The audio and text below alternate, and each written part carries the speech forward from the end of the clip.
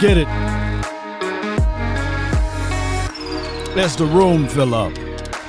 Be sure, and I mean just that, be sure to smash your pump. Let's go. Mama said there'll be days just like this. Yup. Come on. They say ain't no party like a cowboy party. But what about a Law Nation rule? Come on.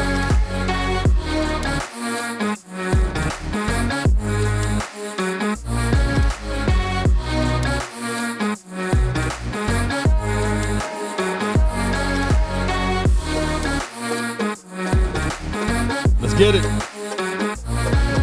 We got a lot of things to talk about today, baby.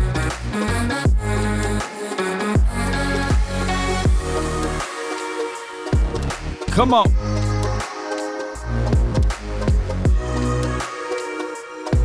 One way or another. Yup. Give me my thing, you Spartans! Prepare for glory!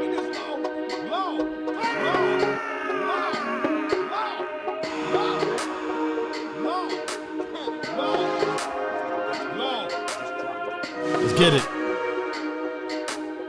5, 4, 3, 2. Yo. Come on.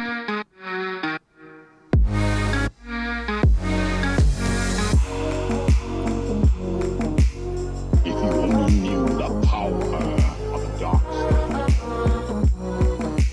Yes. Come on.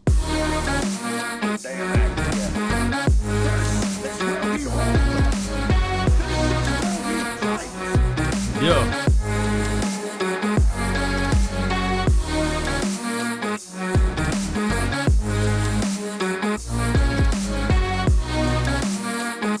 Come on, baby.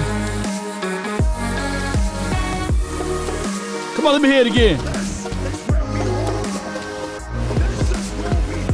Ha ha, baby. The name is Law Nation. Appreciate everybody for tuning in one way or another. Bringing you another episode brought to you by Law Nation Sports. We are here live at the studios. And I want to tell you guys right quick that there are some things that the Cowboys must understand. And there are some things that this fan base must understand. And on top of that, it's life.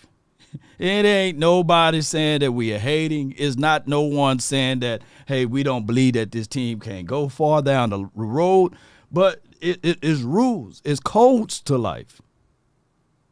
It's codes. So when you see someone doing something that's out of the norm, you want to help said person out, right? But you want to provide your thought tracks with opinions, right? Right.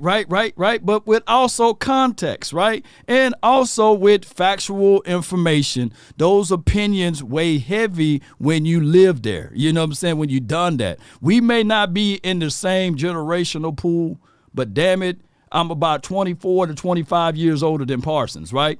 So that gives me a little bit more of validity or a little bit more of life when we say these things. It's not saying when we talk about it's okay to acknowledge something, right?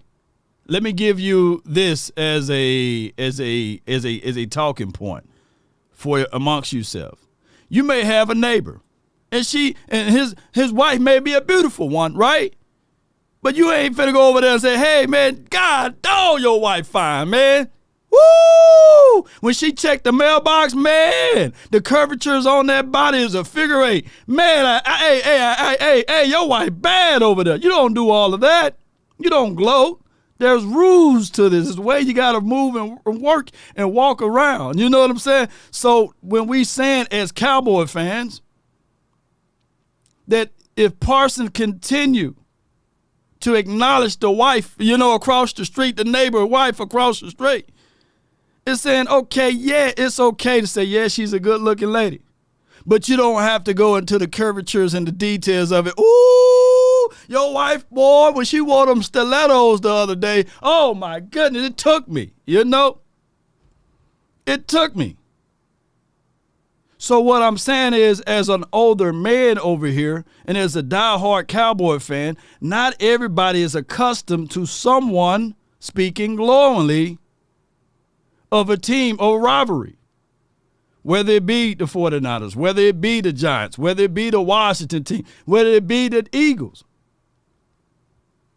Those are the realities of it. And to some people, they will always see it as such. And those are the facts. So when people say, hey, he need to stay off of social media, is not saying that, hey, they don't like the message overall, but it's the perception. And the perception equals the reality. And all of the 4-letter, 3-letter networks, the people that want to do the interviews and get their conversation, they not going to bring that part up. You know, wait a minute. Hey, they like that. You know what I'm saying? I'm talking about my local media guys. You know, they ain't going to bring it up too much. But that's just what it is. And those are the facts. So a lot of people are being rubbed the wrong way with the whole overall concept. Now, granted, two things can be true. I truly believe that the Eagles are a really good team.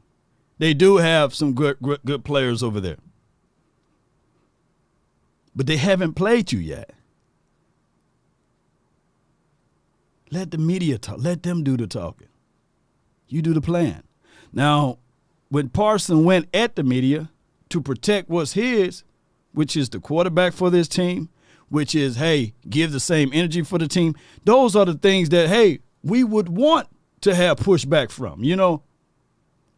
But when you start elevating, boy, it's a as they say, boy, hey, it's an evil world. What that button that I'm looking for here? It's an evil world we live in. So that's just what it is. So first and foremost, what you're going to have here are the outside noise from your rivals. Lord Brunson, nothing they say matters. Their best player on the team has spoken. Fly, Eagles, fly. We don't even play the Eagles this week. But this is what we continue to do if we give life and energy to these type of things. Now, granted, he's right. Let's listen to what he had to say for context. Number one will have to be the Philadelphia Eagles. No one has stopped the tush push yet. Javonte Smith could be A.J. Brown's number one receiver. Jason Kelsey, Hall of Famer. Lane Johnson will be a Hall of Famer. They're very special. Their DB core, Darius Slay, crazy talent. James Bradbury, and I know you saw the trade. They just got Kevin Byard. Very special to see. Obviously, I know I was high on Jalen Carter before he even got the Philly. I don't know how he fell to them. Without a doubt, very special group. It's very special to see what they've done. And they still have Reddick. They still have Sweat. I don't believe they have any weaknesses on their team. Bleacher Report love this. They don't like it. They love this. Free content, free engagement. Diehards right now. We sitting there like, come on, man. As a leader of this team, I think Jesse Holly pointed it out on a video. Not everybody is freely to believe and to say things as Parsons is able to. And that's not a knock at Parsons because he got there to that level. But what you're saying, basically, it cutting your legs off from under your feet. There's a reason why we had the final word last night and we talked about Christian McCaffrey when it was time for him to do the jersey swap. There's a reason why he said, nah, I can't swap with you, bro. We just lost this game, and it was against the 49ers versus the Vikings. Christian McCaffrey refused to swap jerseys with a player. You want to know why? You want to know why? Because if he swapped jerseys with those players, with a player, that front five that blocked for him that got sweat, blood, and tears on the ground for him, is sitting there saying, like, yeah, it's cool and all, but we just lost. And that's how you going to treat us? So he said, nah, man, I'm good, man. We can do this off camera or something like that. Perception equals reality. And those are the facts. You can't escape it. It's a reason why some players take it personal when they lose. He's the great right now. Tom Brady said, I don't have no friends on the opposing team. I look at them, I view them as enemies. And when I face them, I want to kill them. Paraphrasing. That is the words from Tom Brady. 7-time Super Bowl champ. Well, how many times? I don't know. How many rings Tom Brady got? Y'all help me out. He boy got 6 or 7 rings. So we love Parsons' field of play, and we're not finna take that away from this young man. But somebody is gonna have to tell him, like, hey, bro, hey, man, yeah, man, yeah. The neighbor wife across the street she do look bad. You don't have to compliment her every time. Man, you don't have to say, man, I can't wait to see her in that sundress. No, you don't have to do that. You bigged up Slay, Darius Slay. Who's playing better right now this year? Darius Slay or DaRon Bland? Let me know. Who's playing better right now, Darius Slay or DaRon Bland? Big up to your own people. Don't say that they got no weakness. There's plenty of flaws in that particular Eagles team. Did we see the Jets beat them? Was that by chance? Don't big up the opposition. Don't put extra spices and rubies on that. Plenty of flaws on that team.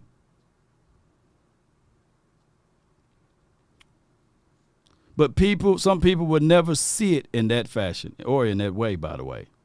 And it's crazy. It's sickening, you know. But they like, hey, Law, you know, right now, hey, man, you know, hey, you know, it's him keeping it real. There was a show out there many a moons ago by my guy, David Chappelle.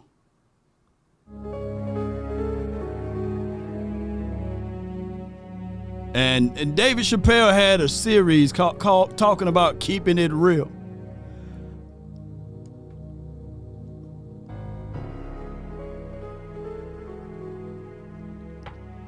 And on that series, and I can't give y'all the visual, but I can give y'all the audio. And then we'll get into some more conversation. Y'all all right? They were like, wait a minute, Law, you came too quick off the top ropes, man. I wasn't ready, man. I wasn't ready for you to talk like this, man. I just wanted to get a cup of coffee and hear Law Nation speak. I wasn't ready for this. I wasn't ready. But that's okay, man. You know, I'm going to give it to y'all one way or another. Let's listen to this audio clip. When keeping it real goes wrong. Vernon Franklin was an exceptional young man. He was the valedictorian of his high school class, won several scholarships, and became the first person in his family to attend college. He got a good job and worked 14-hour days, 6 days a week, quickly becoming the youngest vice president in the history of the Viacorp Corporation, ending the cycle of violence and drug addiction that had plagued his family for generations. The officers of his company were wrapping up the usual Thursday meeting in the South Conference Room when Frank Murphy, the man who had mentored Vernon, made an awkward comment. Vernon, great job, buddy. You the man. Give me some skin, huh? Vernon got along with all of the people he worked with, which in his heart of hearts What made him feel... What are you about to do? He said, hey, I'm about to keep it real, man. I'm real, you know, come on. Like an Uncle Tom. Though he could have ignored the simple comment his mentor made, Vernon decided to keep it real. Get your motherfucking hand out of my face. heard me, motherfucker. Get your hands out of my face. What you think this is, man? Just shake my hand like a man.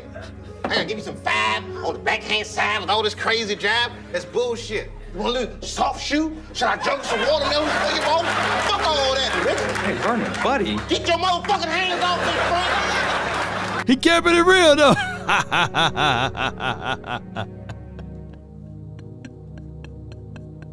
Oh, my goodness. Hey, Lord, hey, man, he kept it real, though.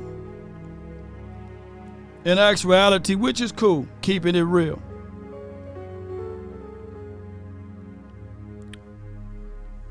There's rules to it, man. Yes, there are other teams that's playing and performing good right now. But you don't have to say it. You don't have to even admit it. And even if you have to talk on it, you smooth over it. You got people that's finna go to war for you, war with you, and now you saying this and that. I liken this to when you see Tank Davis, before he get a chance to get in the ring with the opposition, the boxer, by the way. He's not finna write love letters. He's not finna say, yeah, man, that dude got a nice right hook. Oh my goodness, his feet are great. No, he said, I'm gonna take all of that, what you do, away from you. You got to have that mentality. You got to have that mindset. You don't supposed to be sitting there saying, man, I can't wait till after the game, man, we had a great time. Hey, Slay, I got your other jersey from last time we played. Let me get that the white jersey this time. You can't have it both ways.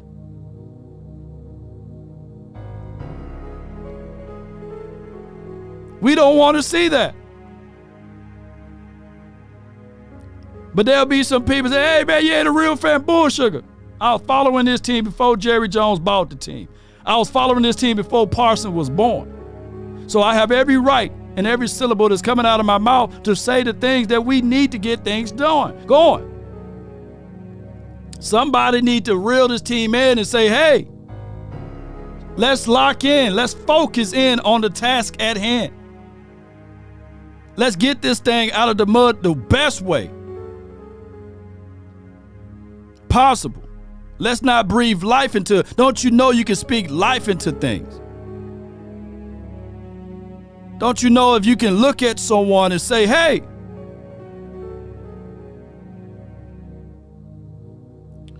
you're an excellent ball player. Hey, you playing with tenacity. Let's go. Don't you know that those words mean something? That pushed me. Let's go, man! Let's go! Been many of times, people, my brother will call me and say, hey, man, I was checking out one of your podcasts 2 years ago. Man, you was right on that topic, bro.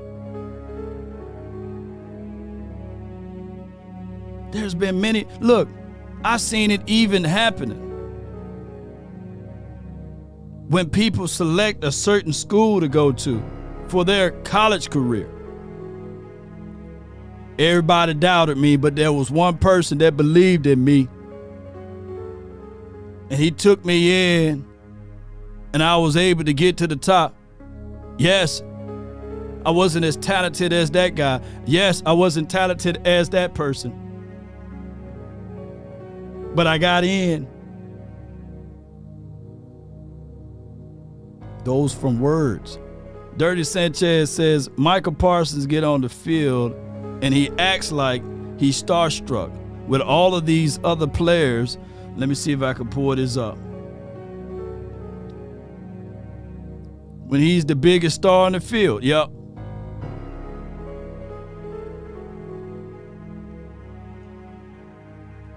You're right.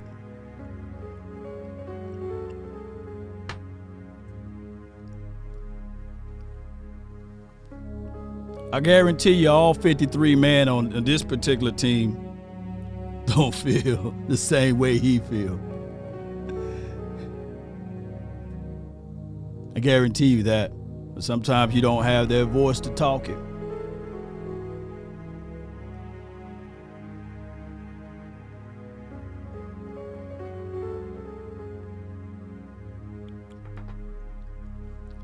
Well, let's switch it up just a little bit. Appreciate everybody for tuning in to the nation. Y'all know, y'all didn't come here for no soft analysis and anything of that nature. And the only reason why I'm speaking is glowingly because I got messages from people who played the game who feel the same. And I'm not out here to lie to kick it with you, nor you, nor you. To any of you all, I'm going to always speak my mind. And that's the value of being independent over here. But neither here nor there. I like what my guy Brian Broader said. Let's listen to this right quick. Nobody cares about your cap problems. Nobody cares. Right. Nobody cares. They want you to win games. You know, they want you to compete for playoff wins and championships and stuff. They don't have time to hear you like, well, you know, we've got these players, and no offense, Patrick, I don't want to hear about paying Dak or paying these guys. I know it's part of the game, but teams figure it out every damn day. We thought Philadelphia was going to be just demoralized in their cap situation. They went out and re-signed all their guys. Right. You know, I don't want to hear about the cap problems for any teams anymore. You figure it out. There's teams, the Packers are awful right now. You know why? They're carrying $48 million of dead cap. Fine. But they got rid of Aaron Rodgers, and they're learning about their quarterback. And if they're bad enough, they'll draft a quarterback in this draft. Yeah. I don't want to hear about cap problems and financial, physical responsibility. I want to hear about wins and going forward and making this thing work when you have a chance to put this thing to bed. You know, Everyone have a reason, but results are what matter. We don't want to hear about cap problems. We don't want to hear about cap issues. We don't want to hear about what John got going on down the street. We don't want to hear about any of those things. We just want to win games. And Brian Brothers is spitting nothing but the truth here. Shout out to him on Cowboys The Break. I truly believe Cowboy Nation is when you look back at it, people do what they want to do. It can be a football game at 0 degrees, you know, but if it's a team that they want to see, they'd be out there in the stands. Well, 35 degrees, 0 degrees wind chill, you know what I'm saying? They'd be out there, go Cowboys, you know, because people will do what they want to do. They'll make the necessary sacrifices on what they want to make sacrifices on. And that's right there. Ain't that right? Sacrifice. They'll make that sacrifice. So Jerry Jones, we've been talking about Jerry Jones and his mindset as it relates to this trading deadline. He said from his mouth to y'all ears that, hey, I would prefer for them to call us. I'm going to wait until them call us. Well, if you wait, there's no guarantee that someone or somebody or something or anybody with the ideal to help you out will help you. If that can make any sense. I'm just going to wait, you know. Life is all about actions. I said just yesterday that there are 3 types of people on this planet. A person to watch things happen, a person that make things happen, and a person that say, man, what just happened? So we became the watchers and the what just happened instead of people that go out there and make things happen. Now, granted, we did pick up 4 practice squad guys, and we still always evaluating the roster. But those are the things that come freely. And yes, we can also add to that, yeah, we picked up Rashaan Evans. And yes, we did make some offseason moves as it relates to Brandon Cooks and Stephon Gilmore. But there are some holes on this team that we can at least pick up the phone and shoot your shot. Newsflash. You miss 100% of the shots you don't shoot. So what we're saying is, Jerry, just shoot your shot, man. Pick up the phone. I know you got a philosophy, a principle, and a creed to things. But what we're saying collectively is just shoot your shot, bro. We don't care about the salary. We don't care about X, Y, and Z. We are seeing teams moving and shaking and getting things done. Now, do they win every year? No, they don't win every year. But they competing.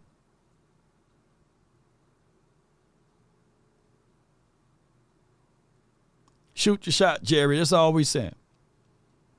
And the team will be better. That's all we're saying. Will and deal. There's somebody that you can move around on this team that you can get better pieces to help elevate said team. That's all we're saying.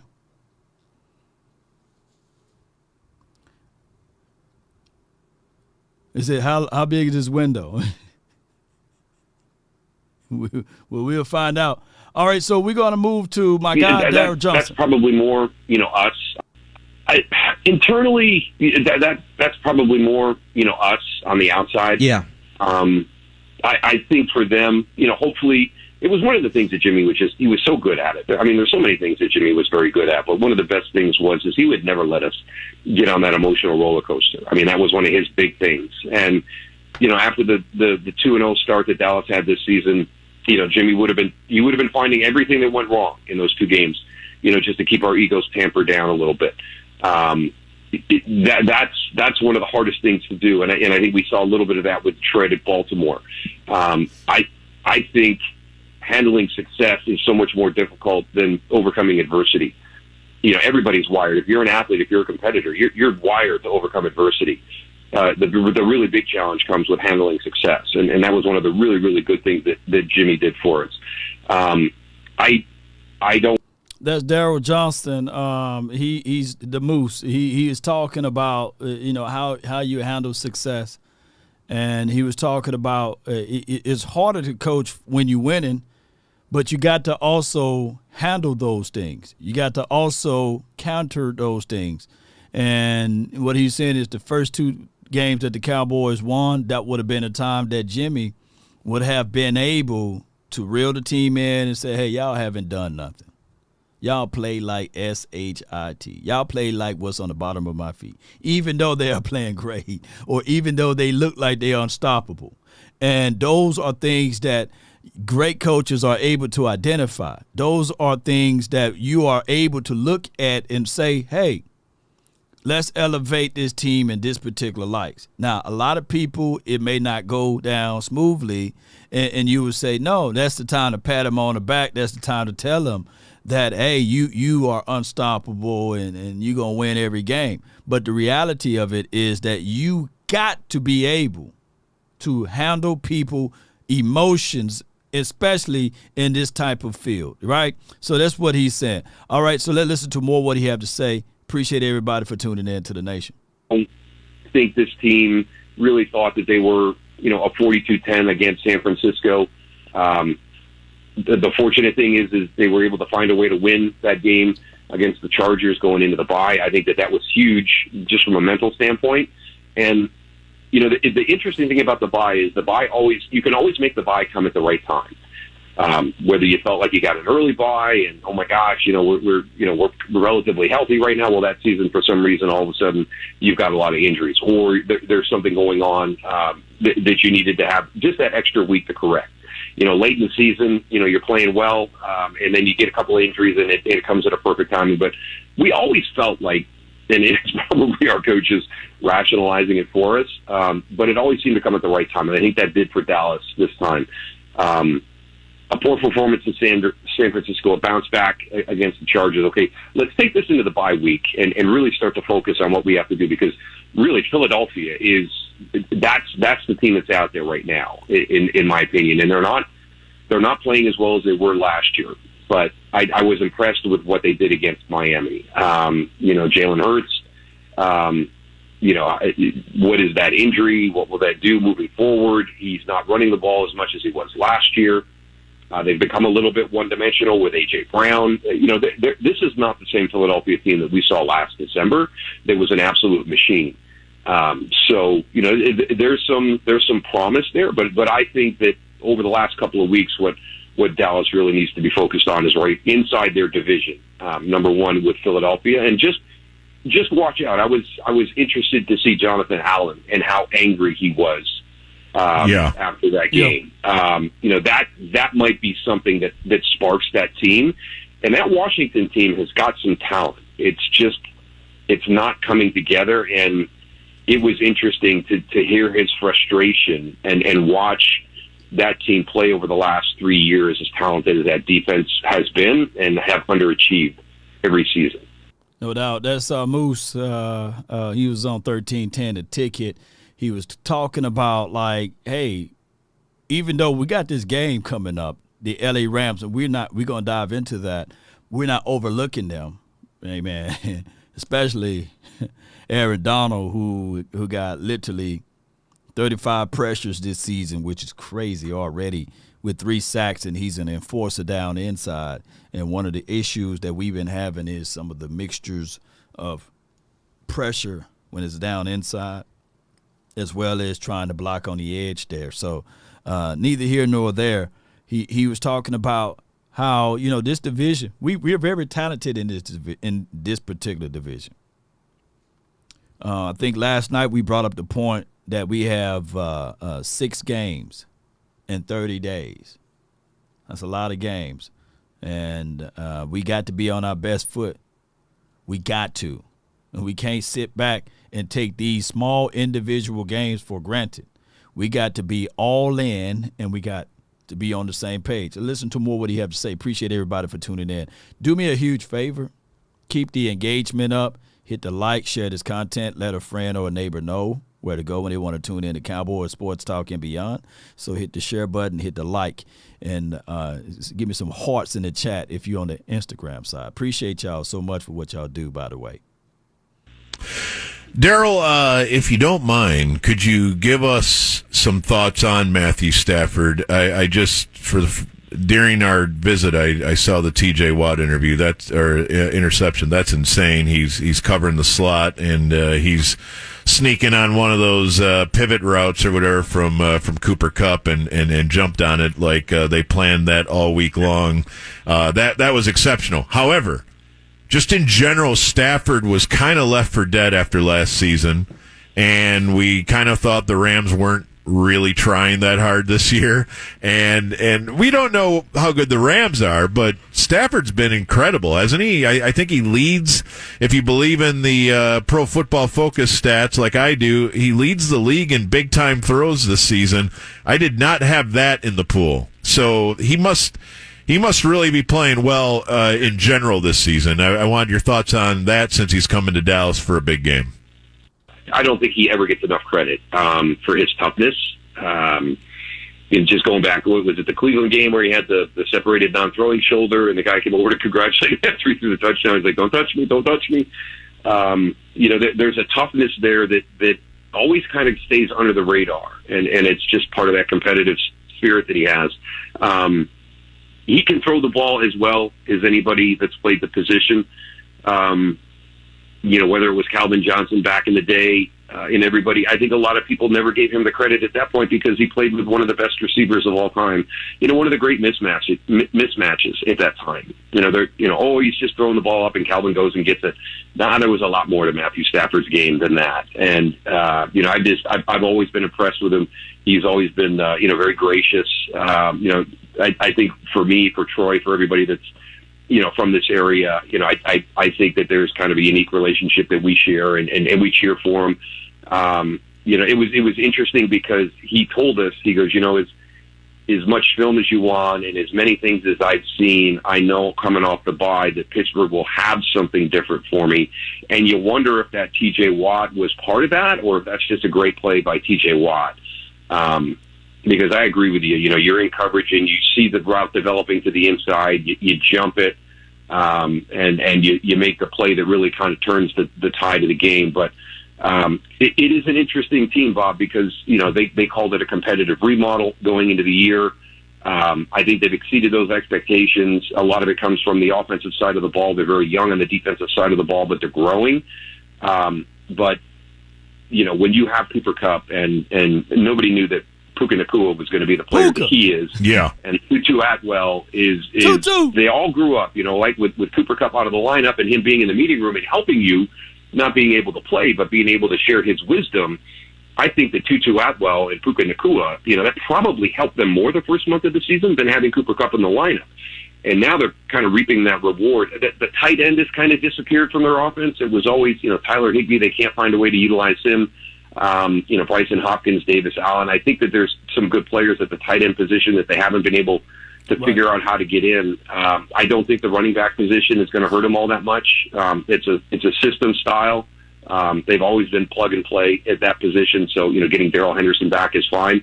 But it all starts with Matthew Stafford. And, if he's able to stay healthy, and this group continues to grow, that offensive line has got to hold up. I think that's the one area where Dallas, is going to have an advantage. You take away Aaron Donald, and Dallas is stronger on both sides of the line of scrimmage. And again, that was a huge part in the game last week. Alex Highsmith and T.J. Watt.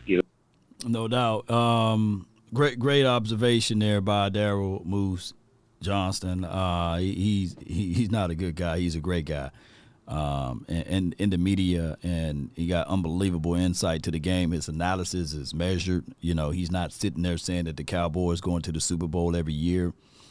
He gives flowers when necessary, but he gives hard facts when granted. So his analysis of the star players on that team, the quarterback Matthew Stafford, of course Tutu and Puka, and Cooper Kupp is coming around the way.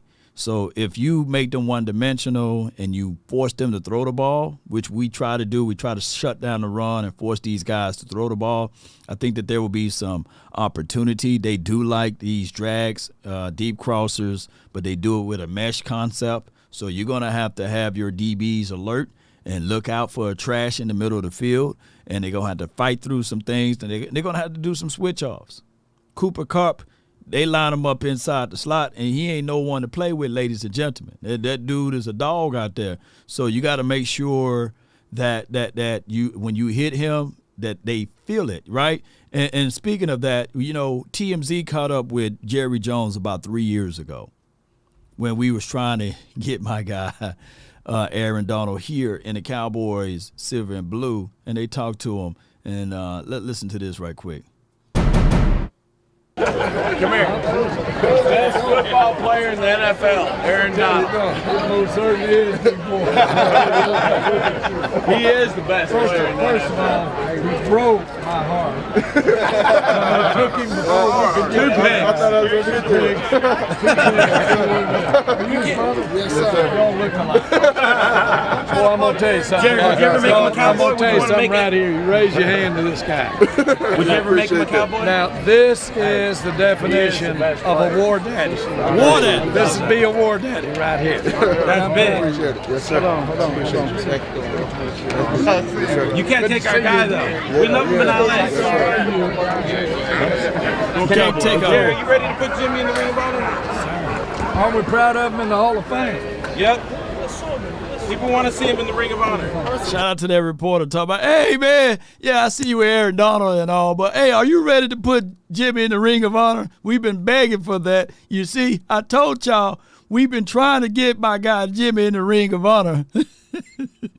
And Jerry said, hey, man, just be proud that he's in the Hall of Fame. Y'all heard that now. Y'all heard that. Yeah, so hey, Jerry's now 81, and the same answer's still the same, He still got the same answer, But Aaron Donald is a dog, man, and he's still one of the guys that you will have to pay close attention to. Let me pull him up, man. And he's a game wrecker. He will wreck the game. And he is one of those guys that you had to pay very, very focused attention to.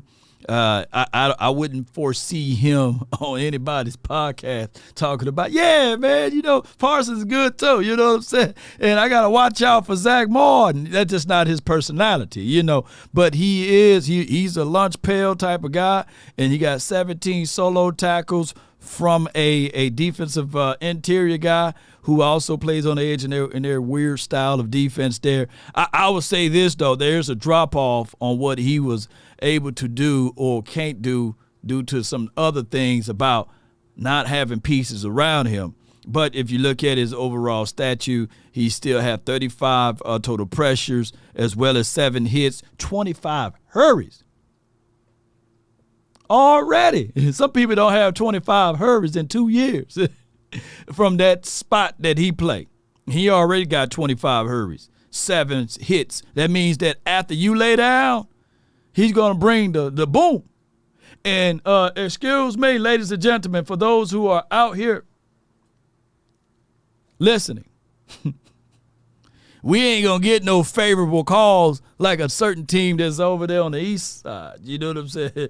Oh, yeah, the East Coast of things. Because think about this. You know, can somebody read Dak Prescott lips? You know what I'm saying? Hey, this is him after he been hit. he hot. Look at him. Yeah. Look at his head, man. They tried to take that man's head out. Y'all let me know, did the officials or anybody from somebody's community find that man, you know what I'm saying, that hit the quarterback in the helmet, you know what I'm saying, blow to the head? Can we find that person? Can we let people know that they tried to decapitate your quarterback over here? So we know that there would not be grace and mercy for us over here. You know, I'm just telling you guys how it is. Telling you guys how it is. All right, so let's look at this right here. I want to pull up the aspect of the matchups. Appreciate everybody for tuning in. Like I said, Tutu on the outside, he's a speedy guy. Puka, he just, man, this dude is amazing. I don't even know where BYU, 6'2", 205. Where he come from, y'all? How we missed on him? Hey, Willie McClay. Will, how do you miss on him, man?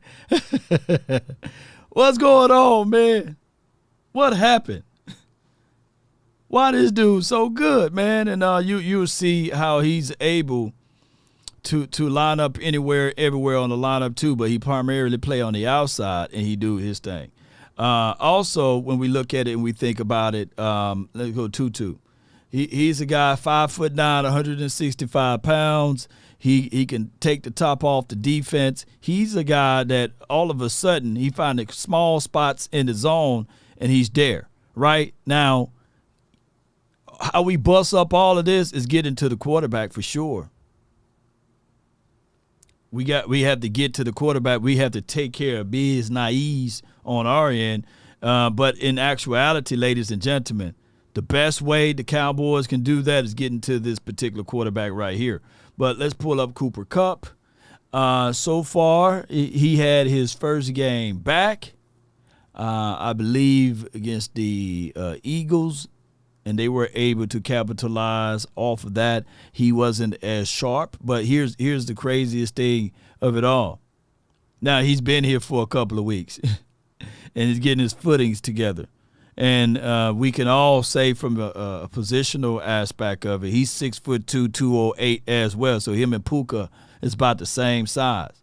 We will be missing my guy, Trayvon Diggs, and salute to him. He's back from after having the surgery or what have you. We want him to have a good start for next season, and I heard that the surgery was okay. But if you can figure out a way to slow down and stop Kupp and Puka and force this dude right here to throw the ball a little bit more, their offensive line, as far as their scheme and schematics, they okay. I think that we have to make sure. We don't want to pull up here. That's okay. It's okay. We already got you over here, Matthew Stafford. But we have to figure those things out. We got a super chat.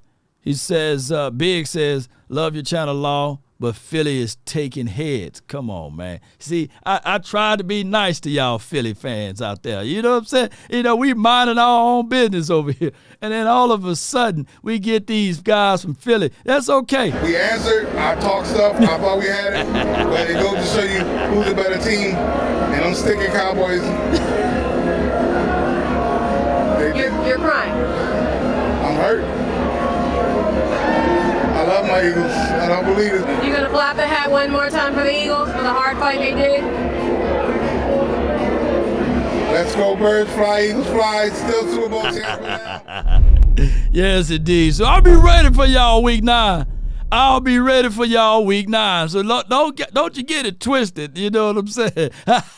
Look. I just need for my Cowboy fans, you know what I'm saying, to jump on Twitter after this game because we ain't overlooking the doggone Rams, but I need for y'all to let this team know and remind everybody that it's personal, you know?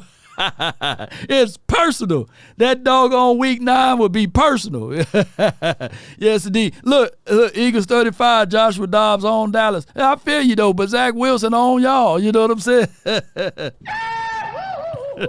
Yes, indeed. But here's what I'm going to say, though. Here's what I'm going to say.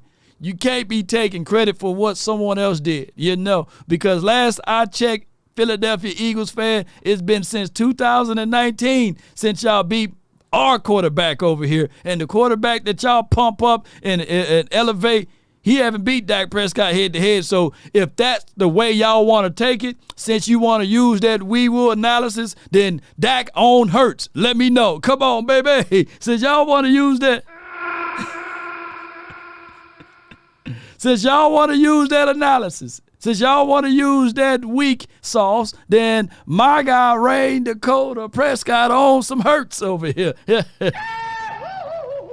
Oh, yeah, Brandy, thank you for the $1.99 for your mind super chat. You know, hey, it is what it is. Let one of the biggest Eagles fans out here say it one more time. Come on. We're looking great. Go Birds. Let's go Birds. E-L-G-S-E-S, Eagles.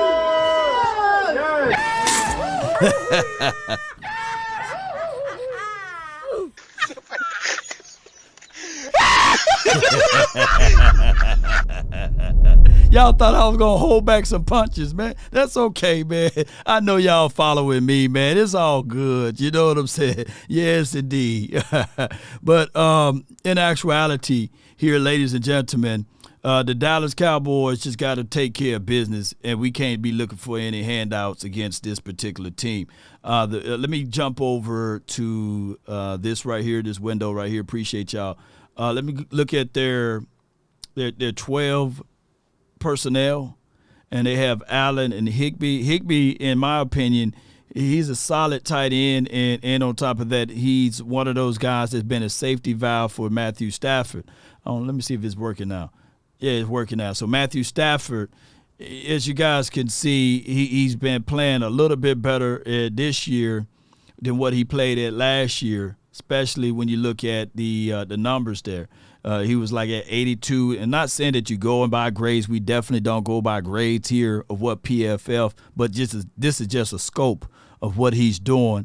And, of course, 2021, they actually won the Super Bowl, so he's back on pace to playing in that type of kind of caliber of football. So it's one of those things where we got to be ready, lock-loaded, and be ready for this particular matchup. But when we start talking about the Dallas Cowboys, let me pull out my Sharpie, man. Let me pull out my Sharpie over here.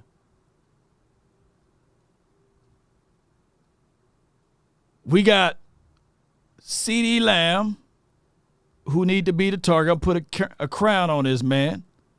This is the order that I believe that the Cowboys should go, ladies and gentlemen. The order should go, this guy should be the king. He should get all of the targets in this upcoming game, the one with the crown. I think that in this particular situation, I think Cooks should be the second go-to guy. And then the third go-to guy should be Dak Prescott, establishing his rapport with Jake Ferguson. Those are the three guys that I want this progression to go to.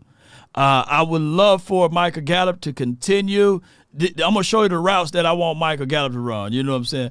I want Micah Gallup to run this route. I want Micah Gallup to run this route on the tree. And that's it.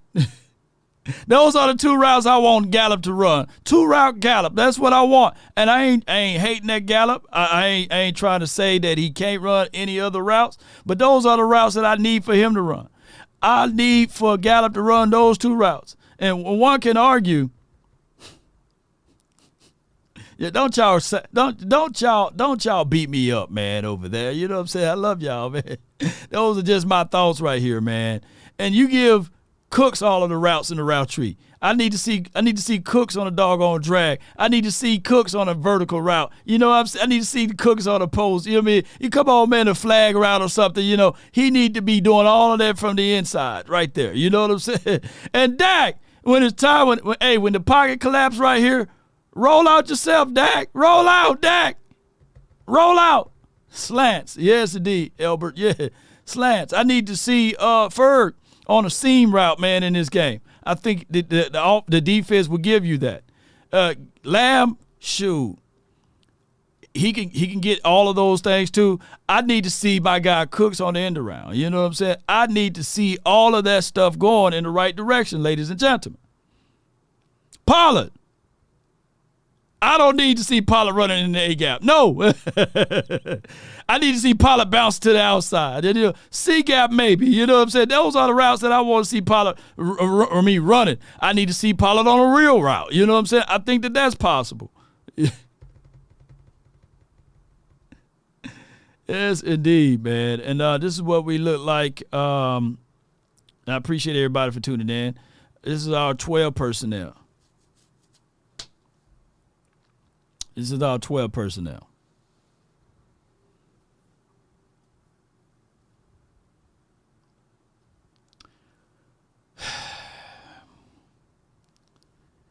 In 12, they took MG13 off the field. Nothing wrong with that, you know.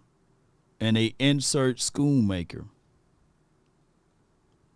I'm going to say this once again with Schoon. I need for him to block. I need for him to pull block. You know what I'm saying? I need Schoonmaker to do those things. And if it's catch, if he's a hook guy, sinkhole right here, then I need for him not to have an option route at all. I need to come back to the ball, use that tall target, and you make him the high targeted tight end, Ferguson.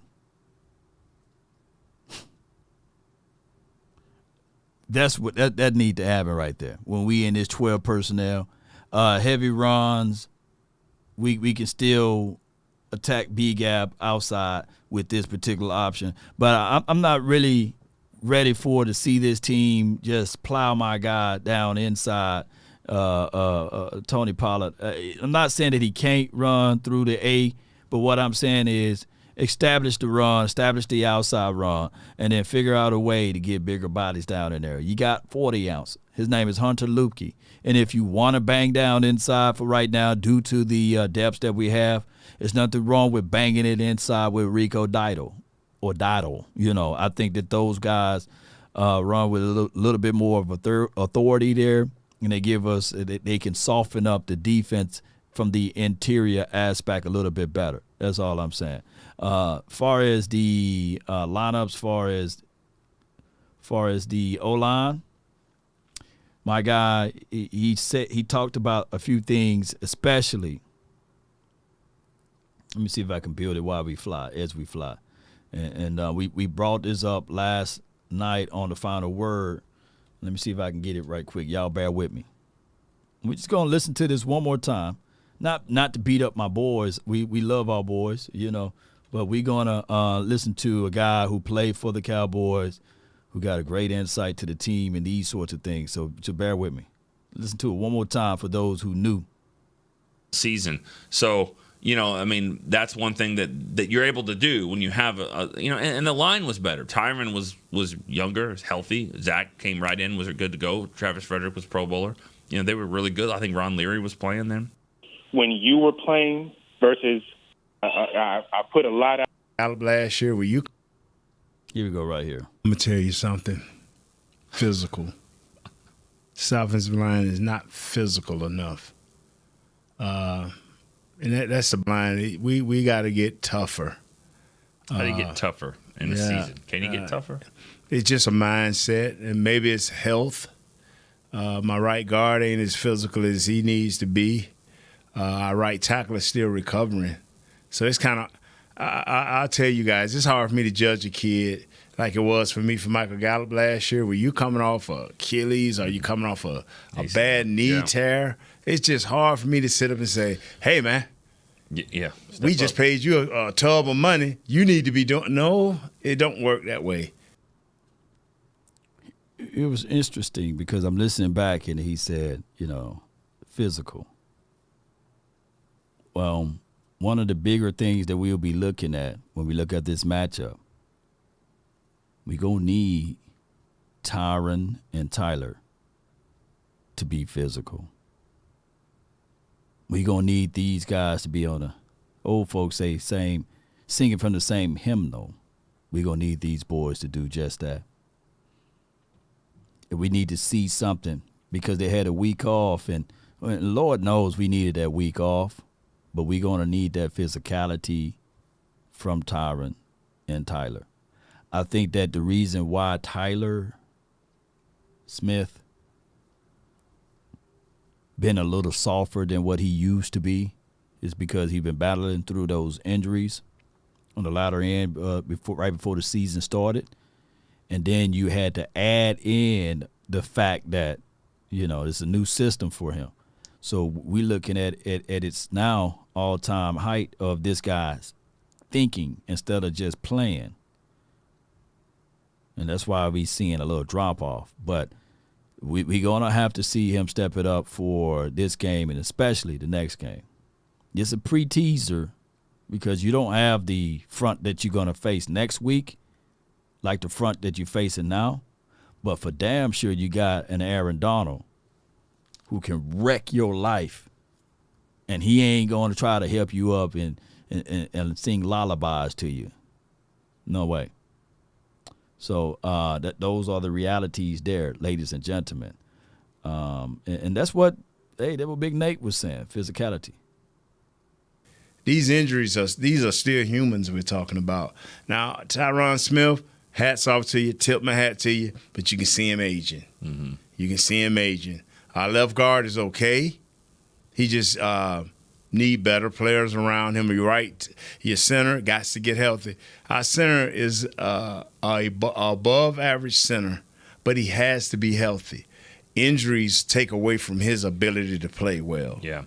The thing, you see what the Eagles do on, 4th and 1 or 2. They do the shove, push, whatever you want to call it. But the thing about it is it starts with Kelsey, the center. It starts with him. It starts with that guard, and they do it differently than the Cowboys. So the Cowboys, if they're going to do that play, to me, you don't have Rico Dowdle pushing. You have a tight end back there or a bigger guy, and also their guard and tackle will slide in and also push as well. So they need stronger guys to push, but also starts there at center. So. My friend. That is their thing. They're good at it. Mm-hmm. We are not, and the rest of the league is not. I don't want them to take it away because they think one team has advantage because they got a quarterback that can squat over 600 pounds. I would. No doubt. All right, we got a super chat. If Dak's so good, why ain't he get his extension yet? I don't know, Big. We don't know. That's the Cowboys deal. That's how Cowboys move. CD Lamb haven't got his extension. CD Lamb haven't got paid his big $100 million contract, right? He's playing on a 5th-year option. Is he any good? It's Cowboys, man. We don't know, man. How Jerry Jones think. Jerry Jones is a man of his own, but I appreciate you for the super chat. We also, I think I missed somebody's super chat, and let me know if I missed your super chat, and I think it was Sanjay. Appreciate you, man. Let me bear with me for a few seconds here while I see if I can get that super chat on the screen, because I appreciate your support. Sanjay says, content creators and fans need to stop letting Jerry off the hook. Everyone needs to send a tweet to Dallas Cowboys saying, F you with no balls. No, I feel you, Sanjay, for $4.99 for your mom. But there's people with strong belief that this team is doing just enough, right? We are 4-2, not 2-4. And there are people, what I've learned over the time since I've been in Dallas is that, you would think that there are people who feel the same way we feel in these last 28 years or what have you. But there are more casual fans than there are diehard fans that look at it from that aspect. There are people, when you go to the game, they don't even know what 3rd and 10 is. There's people that go to the game. They be at the game. Yeah, go Cowboys.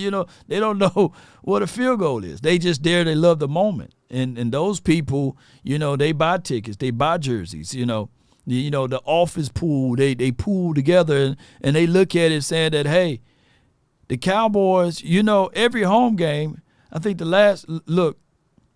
Cowboys on a 10 or 11 game home game winning spree. So they feel differently than someone who's in Nebraska or one of the Cowboy fans that's in I guess you can say in North Carolina or South Carolina that's watching it and they wear their Cowboys gear and everybody talking about them. But when you in Dallas wearing your Cowboy gear, hey, nobody ain't going to talk bad about you that much. And especially after a win. Look, we won a game year before last and a man walked into Walmart with a horse. You can't get that in any other state after a win. You know what I'm saying?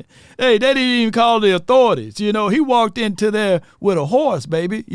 So not everybody's going to feel that way. Not everybody feel like the Jones family is doing a horrid job, But I feel you. I thank you for your super chat. Let me give you a thumbs up for it. But, hey, you got a lot of people, and I'm not calling people casual, but you got a lot of people that don't see it the way we see it, Some people will argue me down and send me hate mail. Not true, Law. It's about 70% diehard. No, bro. Check it again. It ain't about 70% diehard. It's people that say they diehard Cowboy fans, but they really ain't. They would say, yeah, DC for life, but then they'll send me about 2 or 3 paragraphs or pages on why this team SUCK, But I feel you. But walk around. There's a lot of casual fans out here. We are the largest fan base for a reason. So it's only a few people that will be so willing to rent clothes off, right? And say, hey, I'm not going to buy another Cowboys mug, hat. And that's like spitting into the water. That's like peeing into the ocean. Said, I'm going to turn it yellow. I'm going to show Jerry. I'm not going to buy a cup, a trash, a trash can or nothing, with anything with Cowboys apparel. And Jerry like, man, I'm 81 years old. You think I care about your few dollars?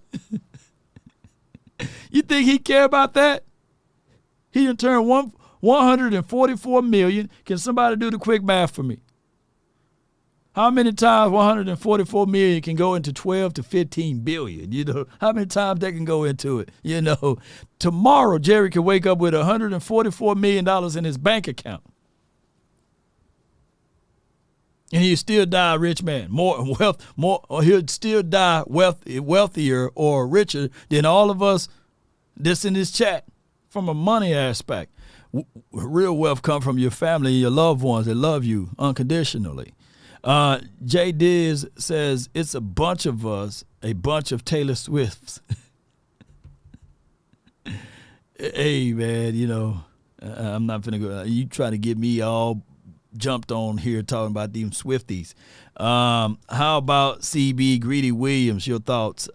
G Money with the $2 super chat. I don't think Greedy Williams is better than Deshaun Wright that we have on this team. I don't think Greedy Williams will be better than Eric Scott Jr. that we have on this team. I don't see him making his team, even if they try to scoop him up. He have a good name. He was a good name back in the days, but I would bring him in for a cup of coffee if you asking, but I don't think that he will be that guy that can change and turn things around. And I'm not throwing any salt at the brother. You know what I'm saying? Shout out to Greedy. Y'all know I liked him coming out of the draft. All right, Law. I hit the Mega Millions. I'm rich. Shout out to you, Hitman Chris. What donations, man? Help a brother out over here. But let's go back to this thing right quick. Appreciate everybody for tuning in.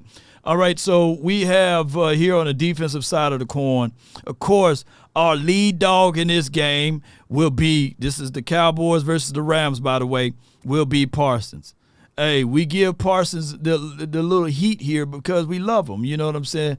Even God chastised the ones that he loved. So we love him. So we want what's best for him. And I'm not saying that I'm God, but we want what's best for Parsons, right? And we all gods in certain ways, but that's a whole other story. Don't want to be too woke over here. But there's Parsons. He's one of the dogs here. Give me a dog bark or a lion or something like that. Put some fire in the chat. But he is him. He ain't no dude that you can sneeze at. Appreciate him. So we can also look at my guy D-Law. D-Law, he's one of those enforcers on this line, especially the defensive front. I think people feed on stopping the run with what he brings to the table, and I think Parsons, he's a force multiplier. Let me say this again. Parsons is a force multiplier. He's a guy that can make things happen. He's a guy that can change up things. He's a guy that can play through the echoes of the whistle. He's a guy that this particular offensive line that we're facing and what we're going to go up against, we'll have all eyes on him. They're going to plan to get him. Now, my guy Hooker, he's on top of the roof. He's one of the last lines of defense there. Bell, I'm seeing a lot of people not fond of Bell because of his size. He's 205 to 208 pounds. He's a smallish guy, but he stood tall. If we got the lead, right, and if we playing with the lead and the teams are passing all day, man, we love Bell. Oh, my goodness, Bell going to be phenomenal in this game. But if it's a run type of game, Bell is going to have to be some substitution going. But he is a guy that can come downfield, crack, and do those things. All right, so, and this is our nickel formation. That's why you're only seeing two linebackers out there. Bland been playing pretty well out here in these streets. My guy is a big old question mark for him. I don't know what I'm going to get out of Lewis, but at times Lewis do step up and stand tall. Fowler. Hey, a lot of people ask, what happened to Sam Williams? Well, Fowler been balling, y'all. And when you ball, you get the call. And it's just what it is. So it is what it is, ladies and gentlemen. So we do like what Fowler brings to the table. And on top of that, let's clear this out right here. Appreciate everybody for tuning in to the nation. Let's look at our base formation. When you're seeing base, you're seeing that the Cowboys do optimize it with Osa Odighi-Ozua. They beating my guy Hankins up with their 47 grade. That's why we really don't pay attention to grade, but we all know better, right? We all know that Hankins been that dude down inside. We ain't finna go back and forth with PFF. Bland and Gilmore on the outside, those two guys been rocking it. I would say this. If the Cowboys, and I know some people going to ask, hey, man, we did use a first-round draft pick. Where's his name at? Well, they rotate Mozzie in. Mozzie is not getting the amount of snaps that we want to see, but Hankins been that dude. Hankins been playing pretty well. And one can argue that Gilmore stepped it up this season. So those are our matchups versus the LA Rams. The star-studded players on defense that I think that the Rams will not be able to contain will be D-Law as well as Parsons. In no particular order, these guys will make my guy Matthew Stafford consider, hey, damn, I should have retired. If these boys get off and if they create this statue capability of Stafford, and if he can't get out aside of that pocket, it's going to be a long night for him. Ladies and gentlemen, what we like to do at this time is to open up the phone lines. Hey, Press says Denver is trying to get Trey Lance. Well, Did they make the phone call first? Did they make the phone call first? Because that's the only way. Anything else, if they didn't pick up the phone, then it's only speculation for the nation. It is only somebody trying to create clickbait stuff. You know what I'm saying? So we need to see if they picked up the phone and called. We have another super chat from Press. Appreciate you. Thank you for the super chat. He says, Law, with the lineup, we do get what you think. Wait a minute. Hold on. What? Okay, with this lineup, do you think we can win it at all? Okay, you got me reading like doggone Money Mayweather over here. Okay, Law, with this lineup, what do you think we got? You know, basically is what you're saying. Yes, I would say this, with this particular lineup, fam, and I appreciate you for the super chat. You had me reading like Mayweather. Shout out to Mayweather, man. But I think with this lineup, if we roll out with D-Law, I like what he brings to the table. Osa, I like him. Jonathan Hankins, and then have my guy Parsons on the outside. That will be our initial lineup. And then you will rotate Fowler, rotate Armstrong, and rotate Sam Williams into the mix. That's the lineup that I want, ladies and gentlemen. You know, T.A. Cowboy says, yeah, right, Law. Yes, indeed. Denver hardly have any draft picks. You ain't lying, shoot. And what they going to give us? Denver going to hit us up and say, we'll give y'all the 2026 draft pick. We're like, nah, man, that's too far down the line, man. We need the 2024 or something now. Give us Surtain now. Man. Sean says Mayweather will put them hands. Nah, shoot, he wish he would. Yeah, I wish he would. Shoot. Oh, man, Mayweather, this is exactly how it would happen. You know what I'm saying?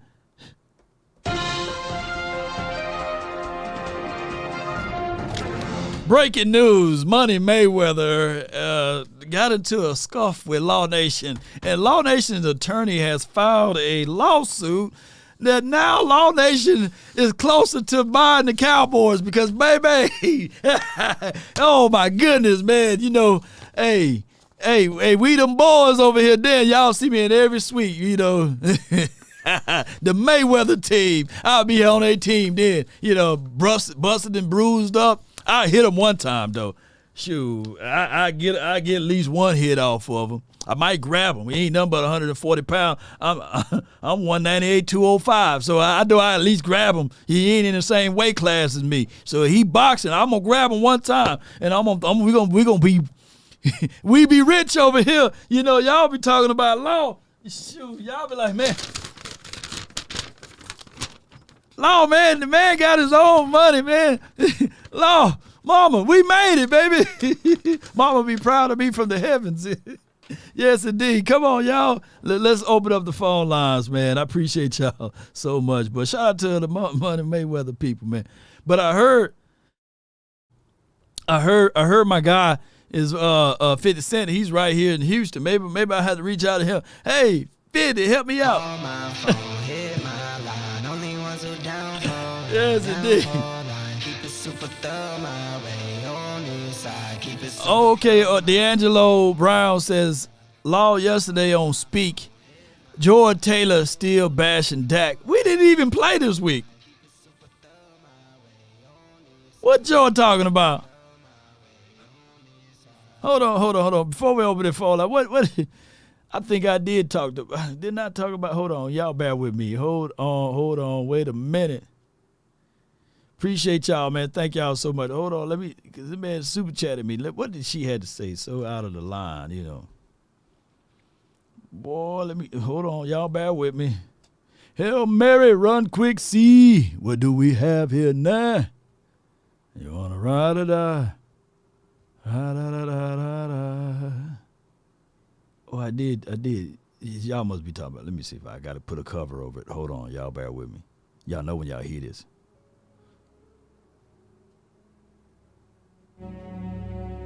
What is she talking about now?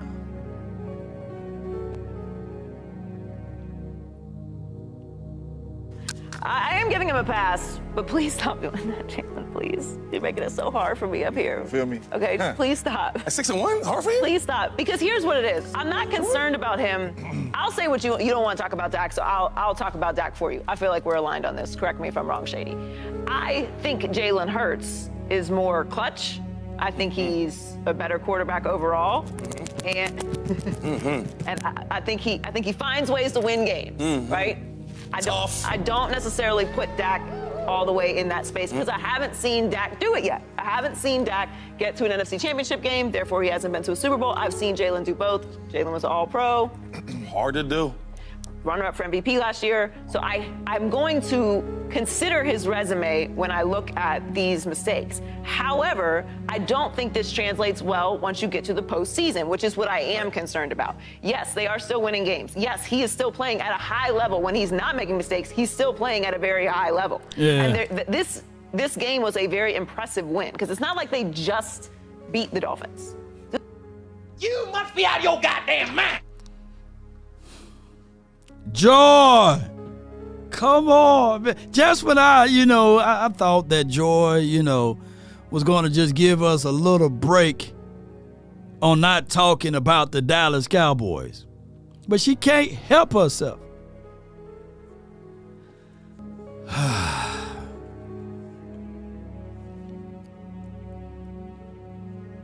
All I can say is this right here, ladies and gentlemen.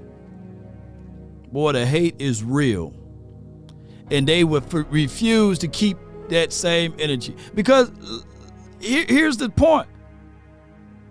We've seen Rex Grossman go all the way to the Super Bowl and lose. That doesn't mean that he's better than other quarterbacks. And I'm not saying that Jalen Hurts is Rex Grossman. Talking about he can win games. Don't you see? Did you guys see what that defense was able to do? And they getting more and more pieces. I told y'all this, and I'm going to say this again.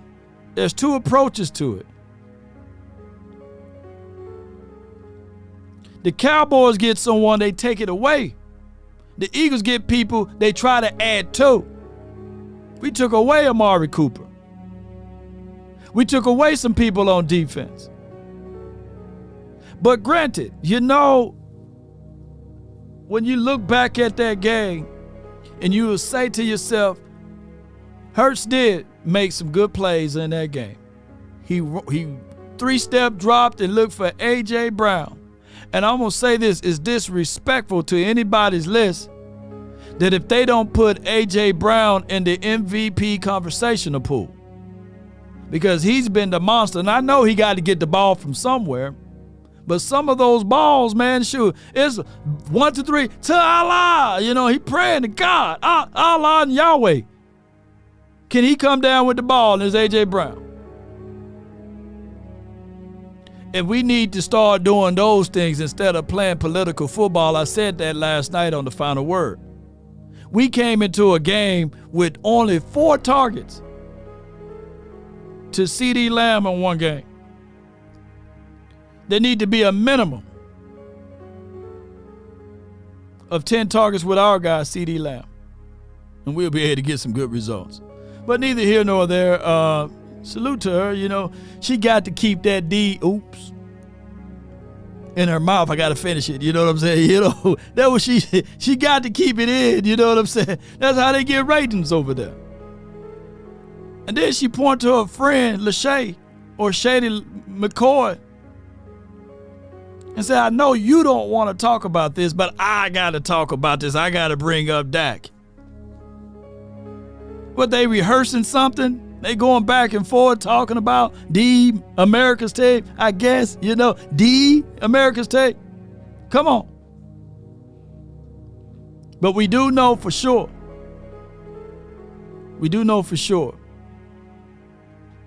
That Hurts ain't winning those games by himself. Let's just be real with it. Neither here nor there. Now let's open up the phone lines. Boy, I tell you, maybe that could be the topic, but we're going to talk about Rams, though. We will see the Eagles next week. And, excuse me.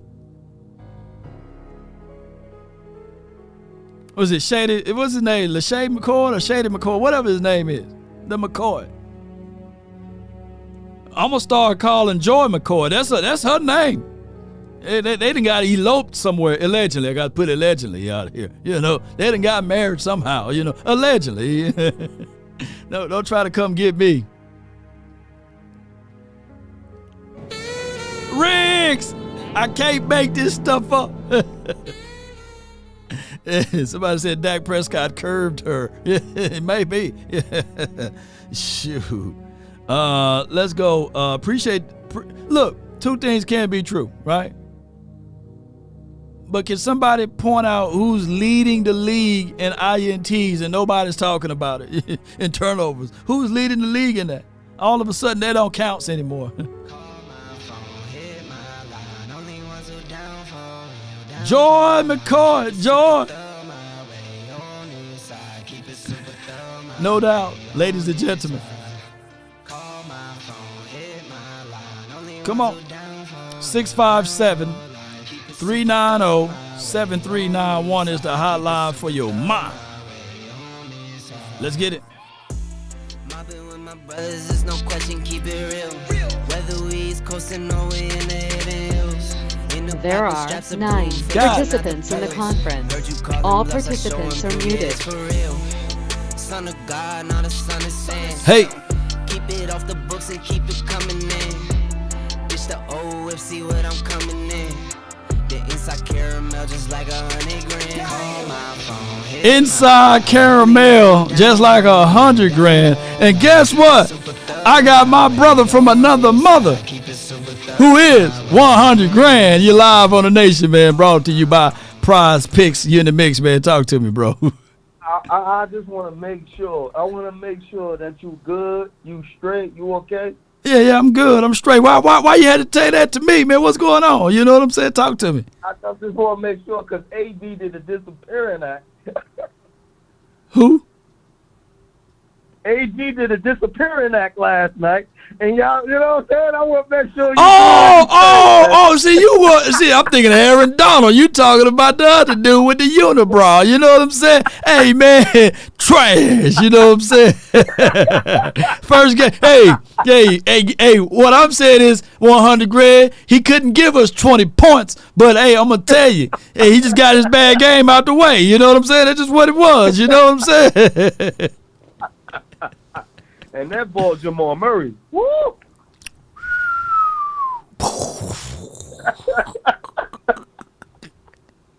Why you gonna do me like this, man? Chicken last night. Hey, now I give it. Ron did come on now, dog.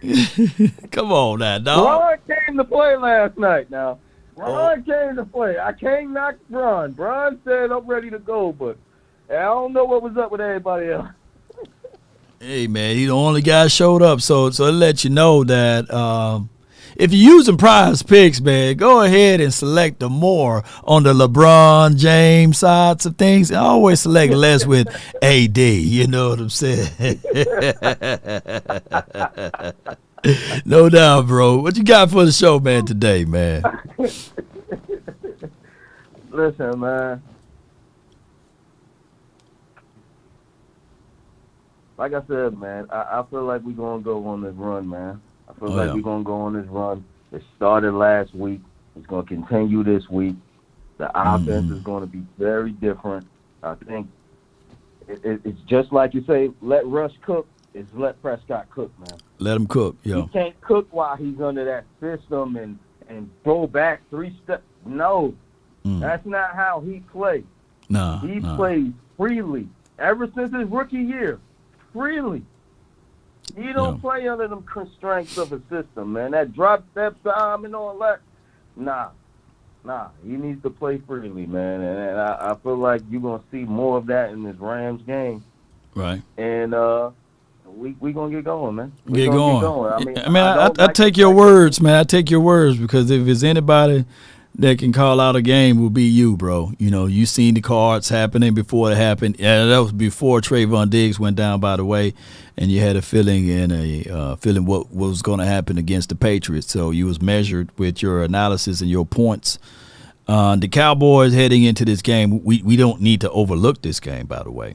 But I think that at home, somehow, since Mike McCarthy been here, we've been a good home team, Yep. Been a good home team. Yep. And that's an advantage, man. Yep. You remember back in the day, man, when we had another coach here. I ain't gonna say his name, but we were terrible at the crib. Went on the road. Yeah, we was like, man, we'll see y'all on the road, man. Hey, we'll see y'all on the road. Hey, we get I used to have this thought, man. I don't even. Undefeated on the road. It was undefeated on the road. On the road, we be undefeated. 8-8 with. He better realize 8-8. We win all the road games, lose all the home games. Couldn't win a home game to save our life, man. But I think we listen. This is the time of the season to where let's go. It's time to play. Ain't no looking over no teams right now. No, you can't, because if you look at the NFC, period, we in the mix, man. All it takes is a slip up from the Eagles, man, and we right there. No. All we got to do is just take care of business, because we take care of business. They'll match our score of losses, what have. If we just take care of business, we play our brand and caliber of football, control the clock, do that thing. Of the NFC. Not just the division, the NFC. If we just take care of our business and don't worry about what everybody else doing. Yeah. If we just take care of our business, man, we might could get the first seed. But if not, the second seed, easy. If we take care of our business, we can get the second seed. Yeah. That's for damn sure. So we're very much in the mix. We cannot slip up at all. If we take care of our business, we can get the second seed, and we can get some home games, and let's go in the playoffs, man. That's how I see it, man. That's exactly how I see it, bro. Cowboy Nation, let's go. Man, no doubt, man. Appreciate you for calling in, Chief, man. Hold it down, man. All right, man. No doubt, man. That's a good call from my guy, man. $100,000 with a plan. The next call I got on the list is Coach Marv. Then I got Banks, JT, and then I got Darius. Okay. So Coach Marv in no particular order because it keeps moving on me. But Coach Marv, you're live on the Nation. Talk to me. What's going on, Law? Just got a couple of points, man. Mm-hmm. One day, the whole nation gonna listen to Coach Marv. Coach Marv put you on what the real is well before everybody else get it sniffed out. I heard a little bit of y'all show on the final word, but if you were talking to Boss, all the stuff that we are talking about with the physicality and the offensive line, I was screaming that all game long in the watch show because I could see it already. And I knew the blame was going to go to Tony Pollard. I knew the blame was going to go to the running backs being tougher. But it wasn't clean. And it wasn't clean, and it was a hiccup there. And it was better when you had the younger guys. Because, like I said, man, we can have younger guys like the guy we got from free agency. Edoga, TJ, and we just see them miss a couple of blocks, but I don't think we watch how many blocks did they do dominate on. Wait a minute, Coach. Are you implying now? You said we are better at that, and I know we're getting old, and that's what Big Nate was talking about. So are you implying to let TJ get in front of Zack Martin? Well, you got to talk to me now, Coach. Help me out. If Zack Martin if he should be healthy now, but if Zack Martin gets a little bruised up, where his play is not up to capabilities, I have no problem with you bring it back and let Zack Martin get totally healthy. Because him out there we can always say, I think we get names too tied up. Right. We say Zack Martin 75% is good, but it blows up on us, and we go, because it ain't getting, it won't.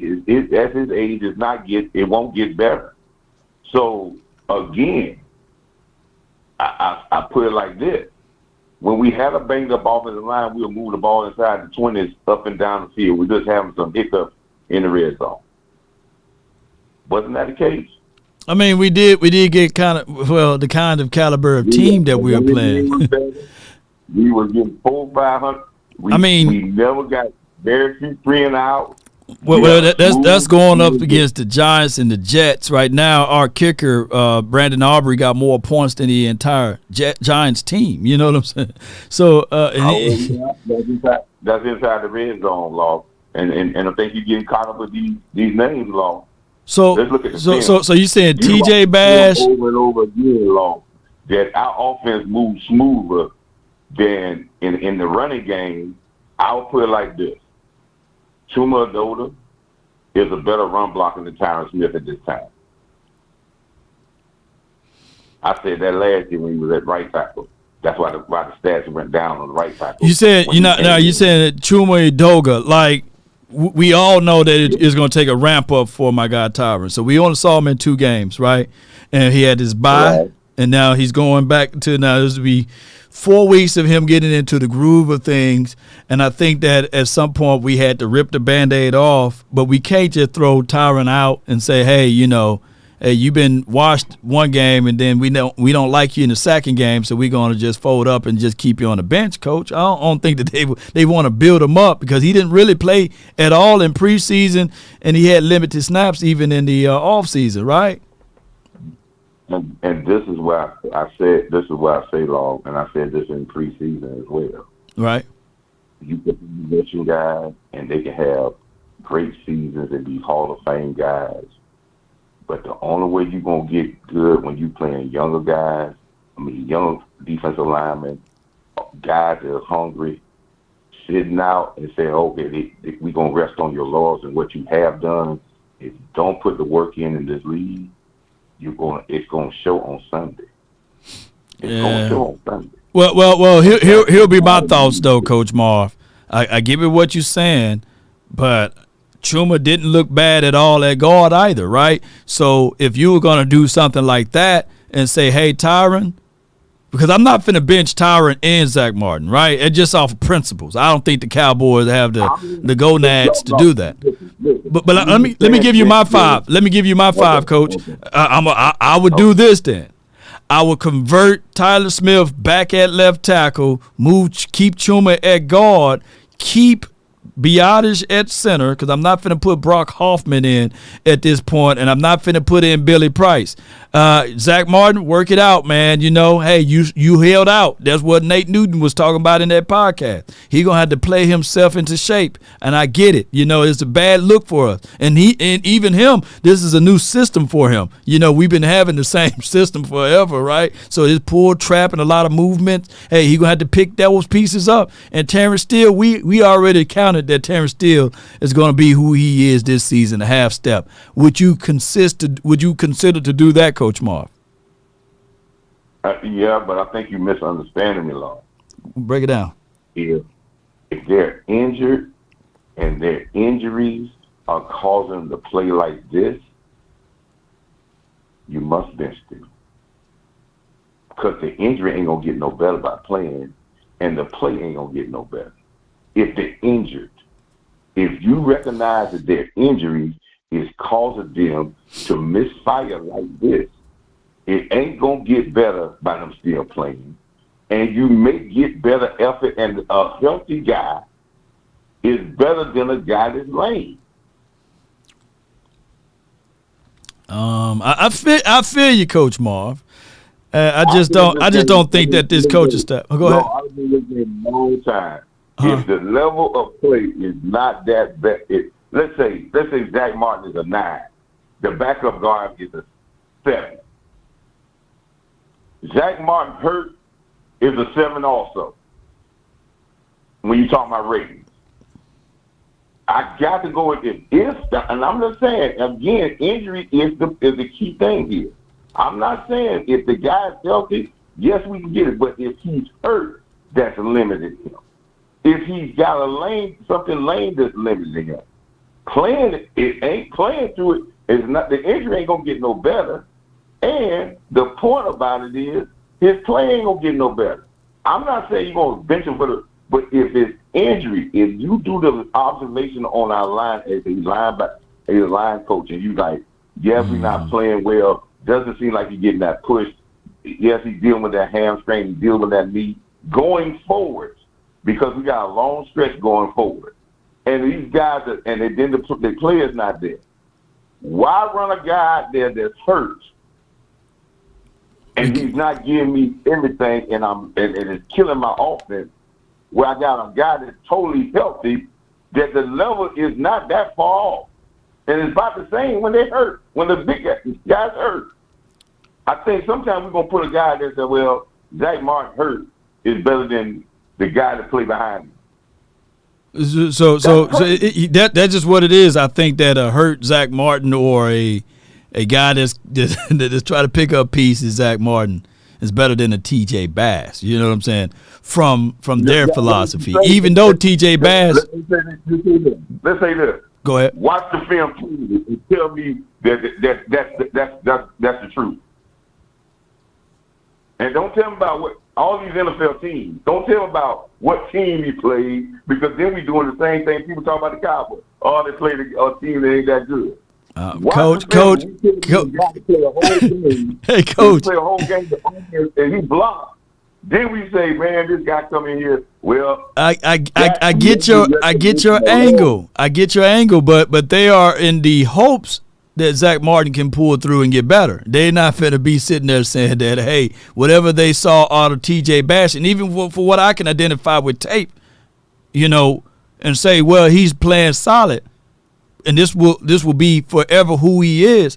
I don't think the Cowboys will operate and move that way. They just paid. You know how it goes, man. Politically speaking, they just paid Zack Martin. They gonna want to get that payment process and going through. And I didn't want to stay on that long, but that goes to my second thing I want to talk about. I hear a lot. We always talk about who they paying, who they paid, what this person makes. This man, they got this salary plan, they got this. And I'm watching all three sports, baseball, football, and I'm watching basketball. And the teams that paying all the money are sitting home on championship weeks.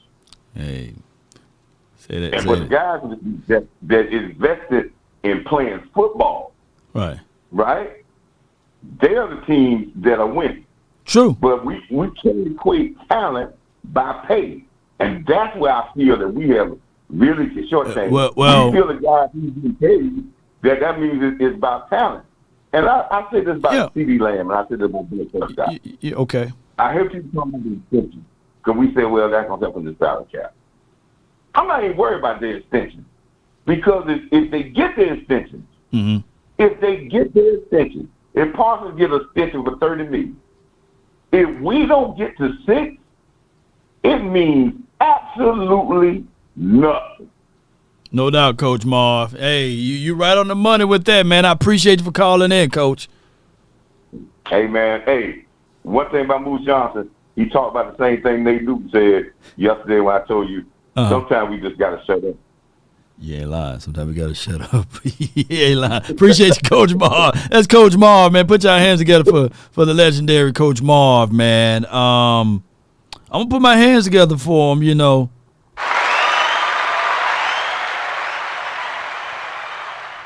But the only thing is, who's gonna pull that trigger and say, hey, I'm Mike Solari or I'm Mike McCarthy, and I'm going to pull Zack Martin, because he's saying that he can give it a go, but his tape is not showing us that he's playing up to the level.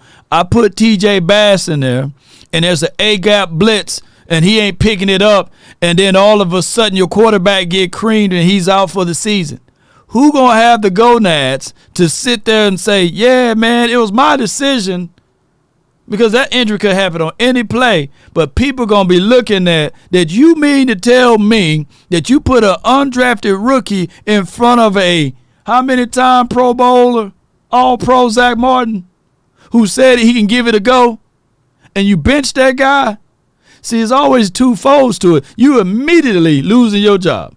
And I get what the Coach Marv is saying. But that was our issue last year, too, playing musical chairs with his offensive line. That's the only unit that all 5 guys got to stay together. And I get it. On tape, week 1 or week 2 or whatever week it was with TJ Bash or Chuma Edoga probably looked better. Keep this in mind, too.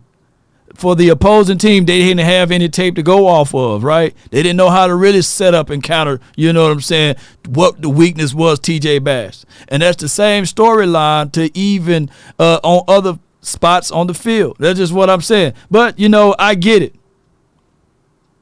All right, so I forgot who was next, but I think it's Banks. And then we will have Darius. But it's like I said, this list keep moving around. But you guys are in the close proximity of the call log. I got Banks from the 757. You're live on the Nation, brought to you by Prize Picks. You in the mix. Talk to me. Law, what's going on, man? Hey, man, I'm all is well, bro. All is well. Can't complain. Yeah, man. Hey, look, man, I respect Coach Marv's opinion, but I can't see that, man. I'm not taking out Tyron Smith. Maybe Tyron Smith might be the guy, but, I would like to see Tyler outside and maybe Chuma inside and guard. But now, Banks, me and Coach Marv, I believe I would do that. I would sit Tyron down, you know what I'm saying? But not Tyron and Zack Martin. I want to do both of them, Yeah, just because Tyron off of the injury history and how he's been, I would probably do that, but I'm not taking Zack Martin out just because, not for TJ Bass. Like you said, they just paid that guy, but I'd rather Zack Martin give up a sack than TJ Bass giving and Dak get blown up and God forbid he hurt. You know what I'm saying? Just that scenario, something like that. Or Chuma, hey, man, we seen Chuma, man, he getting whooped a couple times, but, he also did good. He played pretty decent. So, but anyways, my point, man. If we don't go out and get somebody, far as I don't see us doing. I would be glad if we do. I called the other day, so I would like to see us, get another corner. You know what I mean? Right. Like a Jalen Johnson or somebody like that. But if we don't, since the beginning of the season, we're talking about our defense. Right. And I know the only reason I said corner is because Diggs went down. True. I still, we got some things we can show up, but, we ain't got Evans to add to that linebacker room. I think that was a good pickup. Who would you like to see get more opportunity in the, at corner, from inside, that's already there? You know what I mean? Nah, well, who are already here as far as, and you're talking about slot corner, right? Who's already here on the team? I mean, when I say from inside, I meant from the team. I didn't mean like. Inside slot. Okay. Yeah, I worded it wrong. Yeah, I meant. No, you good. You good. That we already have. Who would you like to see get more opportunity? Because we know Jordan Lewis played being spotty. Yeah. So it's been spotty. If you want to see somebody that sometimes how they kind of maybe kick Bland inside, and you got some, maybe Eric Scott or I don't know, Izzy. But who would you like to see? I mean, naturally, you would like to see Nashawn get more ticks since he's been, healthier now, and seeing if he can get more tick. Izzy, you want to see what he can bring to the table. This is the last year for both of those boys, so you at least want to see something, out of those guys. There could always be a Charvarius Ward type of situation, whereas a guy we moved on from, and then he goes to another team, and then all of a sudden he's shining. I recall another guy similar, Michael Jackson for the Seattle Seahawks. He's shining now, but we gave up on him. So there's always a situation and scenario that you need to see a little bit more. But testing it right now, I think that the Cowboys are going to rock with Bland on the outside and keep with the spotty play with what's the guy's name? J. Lou. Yeah, J. Lou. Yeah. Because J. Lou is just like to Coach Marv's point, like you make and say he a tick slower, but he's not playing to the point that you can bench him, right? For the unknown. You can put Eric Scott in there and say, hey, we drafted him. We want to see if he can play inside and see what we can get. But I guess you don't do that experiment when you're 4-2. Now, if we were 2-4, then the Cowboys would be trying to mix those things up on defense. And one can argue that we would like to see Wanye play a little bit more. Who are you going to take off the field? Is it going to be Jaron Kearse? or will it be moving him instead of Dono? Listen, after that 49ers game, I definitely want to see Wanye on the field more. You know, I was kind of hot with J-Ron, man. I was like, man, you know, I wouldn't mind seeing. I definitely would like to see Wanye get more playing time, man. I think he deserved it, man. Wanye a dog, man, and you know, he flies around. He do. You know, I would definitely like to see, you know, Wanye, and I believe, you know, whether it's Dono or whether it's Curse, you know, I would like to see him take a little bit more playing time for one of them, man. You know, man, in my opinion, whoever it may be. No doubt, man. Can you hear me? Yeah, I can hear you, man. Appreciate you for calling in, Banks, man. Good call from you, though. All right, Law. Good call, man. Appreciate you, man. You know, who we want to mix it up a little bit more with. We got those things on our mind, but, you know, in actuality, the Cowboys just got to we got to have to do things the better way. Man, we got a big old super chat, man, from my dog over here with the $50 super chat, man. God, dog, man. Good Lord. I don't even know what you said, but I'm going to read it out. Let's read this one out together. I hope I don't have the Mayweather vision right now. You know what I'm saying? The hooked on phonic vision right now is tearing me up earlier. Now it's in pink. So appreciate you, man. He says with the $50 super chat, let me give you another one of those horns. To the GOAT, a.k.a. Law Nation. Also, remember, guys, WLOG. We like our guys. Stephen will be the reason why Jerry won't get no glory hole. Oh, my goodness. Sacrifice. Stephen Jones. I want me some glory hole. Yes, indeed, man. I appreciate you for that $50 super chat, man. I really thank you for that, man. And I'm going to say this right here, though, bro. I'm going to give you a heart. Give you a heart right here, man. Appreciate you for the support. We do like our guys' theory. We not see how them people on the little reel picking up phones and stuff. Unless they call us, we ain't gonna call them. So literally, this song right here is fitting for what I'm about to say, because ain't nobody calling us. We still the boys though. Come on. Ain't nobody calling me, texting me, paging me, asking me, are you still involved? Ain't nobody calling us. Calling me, texting me, paging me. Watch what he gonna say on this note. Am I still involved? Y'all usually check on me. Y'all usually check on me. Listen. I'm still involved. Hey! Woo! Hey! I'm still involved. Ain't nobody calling Jerry.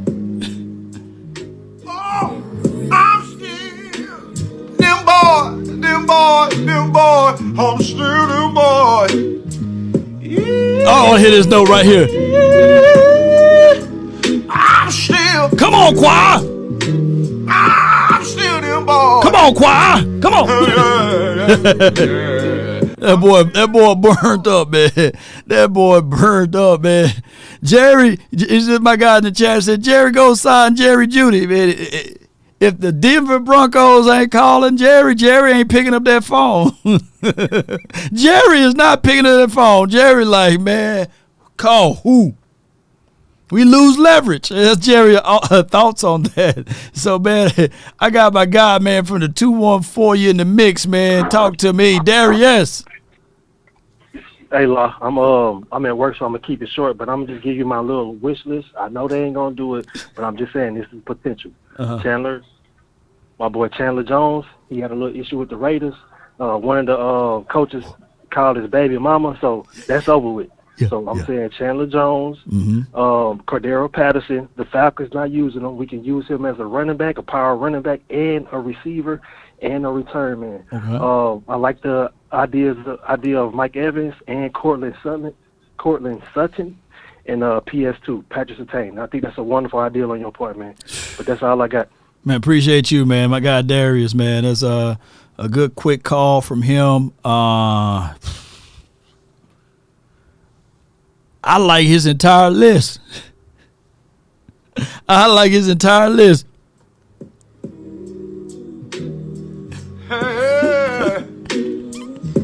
If they ain't gonna call him though. Ain't nobody calling me, texting me, paging me, asking me, are you still involved? They ain't calling Jerry though. Calling me, texting me. So we ain't getting Jerry on that phone, man, because his thought, his mindset is, hey, we would like to do these type of things. There's no proclivity to this stuff right here, but I'm going to say this right now, that if they don't call me, text me, hit me up asking me, are y'all still them boys? Do y'all want Jerry Jeudy? Do y'all want Patrick Surtain? Do y'all need anything over there? Water? Y'all need something? Y'all want a Super Bowl ring? You know, Jerry is literally, how high and mighty you got to be to sit there and say, I'm waiting for somebody to call me to ask me, do we want the Super Bowl? You know what I'm saying?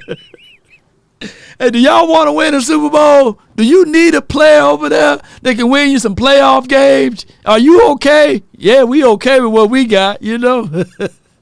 That's just how it goes, man. Hey, and look, and then Jerry, somebody said in the chat, Jerry got the nerve to have the phone off the hook, you know. Hey, we've been trying to reach out to Jones family, and look, that's the craziest thing too. There could be teams calling. Hey. Wait till the third call. Don't pick up on the first ring. Don't pick up on the second time they call. Wait till the third time they call, and then we'll be able. I can't make this stuff up, y'all. That's what we doing, you know. Literally, there was conversations in a small traction when we could have had DK Metcalf, but they were sitting there like, nah, man, we got our version of DK Metcalf here. We got, I ain't going to say the name of the player at the time, but, man, it's just how it goes, man. And me and Coach Marv, I think the year we was talking about that, me and Coach Marv were going back and forth on the phone call about it, you know. But that's a whole nother conversation. From the 260, JT, you live, man. Talk to me, man. Hey, can you hear me, Law? Hey, man, I can hear you, fam. Talk to me, man. So a couple of things. Like, there's what's up with these trolls, though, Law? Like, what's good with that? Like, we got a bunch of Eagle fans in our mentions, man. Like, they're just, pardon the bad pun, but they're swarming over here, my guy. They swarming. They swabbling. They want to swabble. But here's another thing, though. I truly believe, fam, you know, that when we have my guy, I ain't trying to, you know, throw any stones at him, but when we have my guy Parsons speaking glowingly of them, that he's feeding them. You know how you see those, you ever go to the park and you got those seeds and you throw them? And all of those birds just fly and chase you, you know what I'm saying, trying to get food. So we keep feeding them, and they going to fly down. They going to eat this stuff, man. They know they eating this up. They got the best record on the NFC side, right? And on top of that, they got one of our best players. This is not up for debate. Talking glowingly of them. So Parsons, even though he keeping it real, he's talking about the neighbor's wife looking good. You know what I'm saying? So now it's just what it is. So that's why they over here. They want to hear what we have to say about it. He took all our points away. I can't boldly say, hey, man, Bland is playing better than Darius Slay. Because they're going to hit me back. Well, Parsons said Slay is better than Bland. You know what I'm saying? And they on the same team. And you don't, who are you to say something? You don't practice with him. You know what I'm saying? So I'm sitting here like, he take the words away from us, man. Right, I got you. But yeah, one thing I will say about the Rams game is that I think we need to do two things. The first thing we need to make sure to do is like to collapse that pocket on Matthew Stafford. Like we gotta, cause and this is what I've noticed about guys like Stafford. Like he's one of the few pocket quarterbacks remaining. And when you can collapse the middle on a pocket quarterback, especially when he's older, you can make him really feel uncomfortable back there. Right. We gotta make him, you know, not necessarily timid, but we gotta make him rush because a rush quarterback is not a good quarterback, Long. True. I agree. My thought was that if we play a team with a quarterback that can't get outside of the pocket, that can't scramble, we win in that game. Now, I kind of felt like 100% of the time that we was going to win the Chargers game. I knew that Justin Herbert was going to make some ill-advised throws. But the game to make me really hold back on that thought track was the 49ers game. And the 14 penalties or whatever penalties I think we had in that game or what have you. So that's why I say playing against this LA Rams team, if we play our brand and caliber of football, this should be, regardless, a long night for Stafford, because I don't see Stafford getting the ball out as quickly as Brock Purdy was when we played him. So this should be a good game for our defense. Right. And so outside of that, I will say this, and this is, I don't know if you saw this on TV, but this was, I bring this up every other time, but I actually was laughing. Did you see the segment where they were talking about Jalen Hurts' turnovers yesterday? No, I haven't seen it. Okay, so I'll give you a quick summary of it. Okay. Mm-hmm. So, obviously, Emmanuel Acho, he's like a moderator, and he sets up the questions and all that. Right. And so he turns over Shady McCoy and asks him, like, are you giving Jalen Hurts a pass for his turnovers? Mm-hmm. And obviously, Shady McCoy being the legendary Eagle, he's going to say yes to everything. And so he said that he gave him a pass because he feels like interceptions are just a part of the game. And see, this is where I kind of start to laugh, man. Like, I get it. Like, there are certain people that just don't strive to be serious analysts and stuff like that. But turnovers being a part of the game can't be an excuse if they weren't for Dak overall. Like, it just can't. It can't be.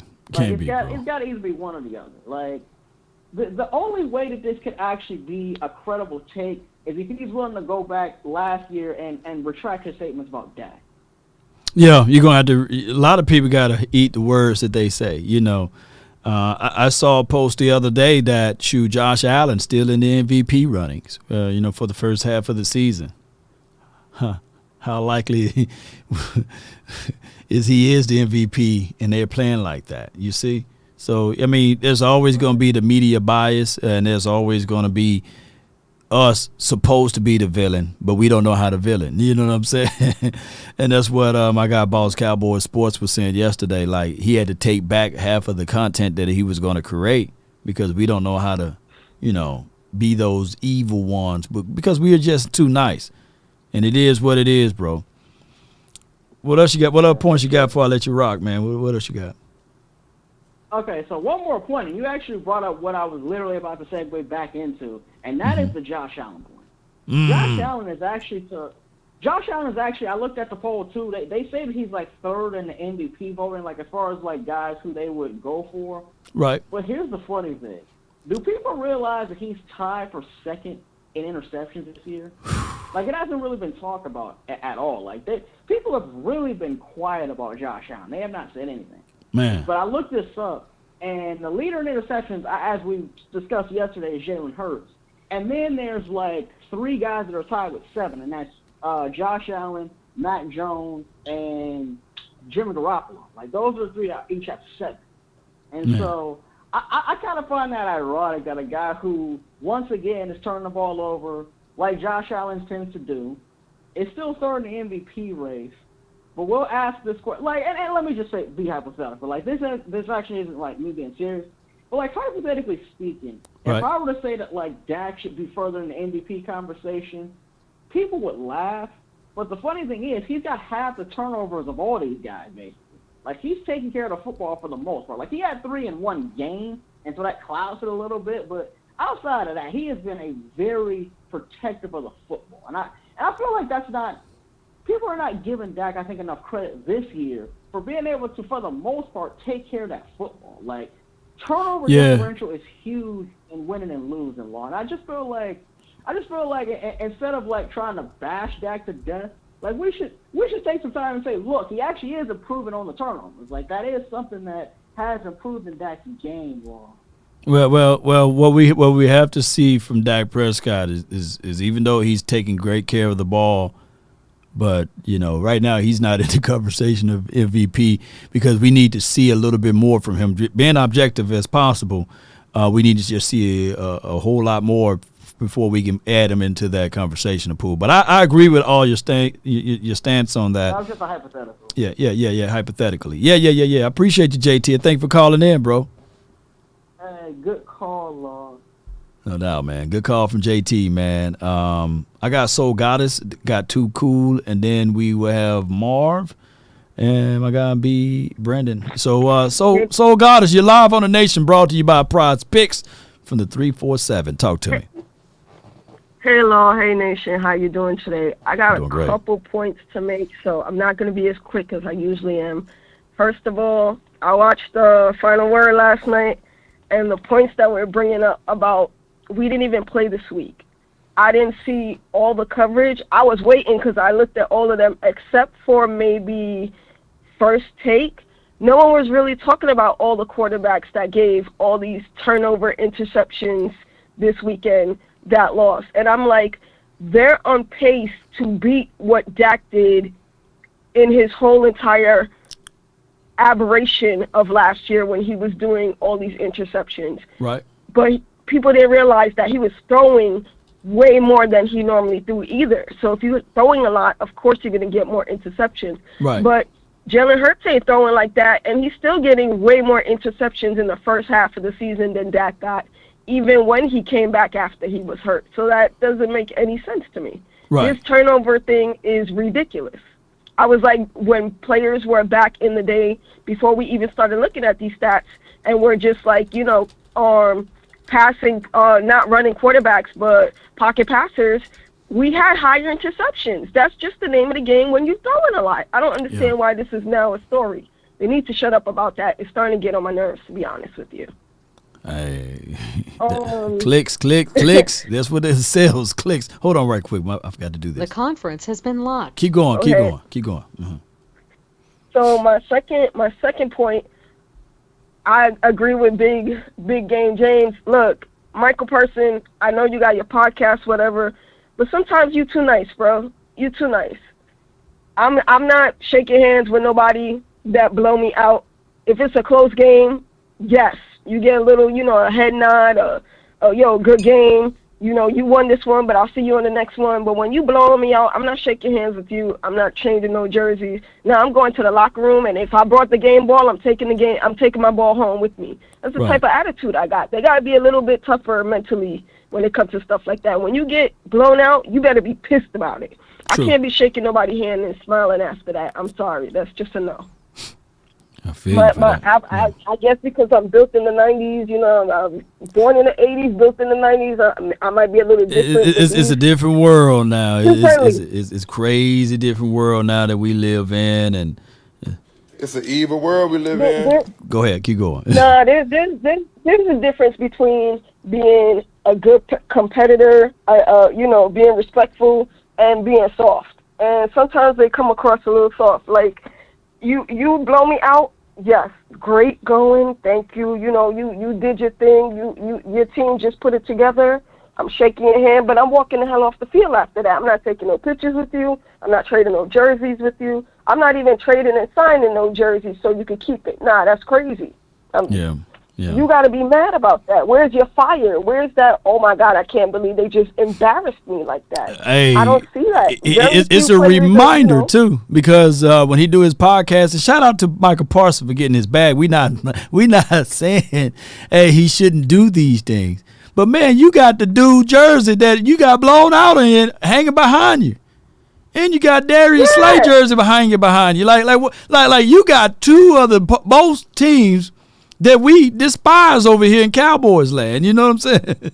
You got they clean. What's crazy is every time he trade his, he got to write a little message and sign it. No, I ain't doing that, man. No, man. I'm going to put this one in the drawer somewhere. We're going to have to get another one. Man, I ain't going to be able to hang that up while I'm talking. You know what I'm saying? That's what you put in the gym as motivation. Okay. So every time I look at it in the gym, next time I see you, I'm going to mess you up.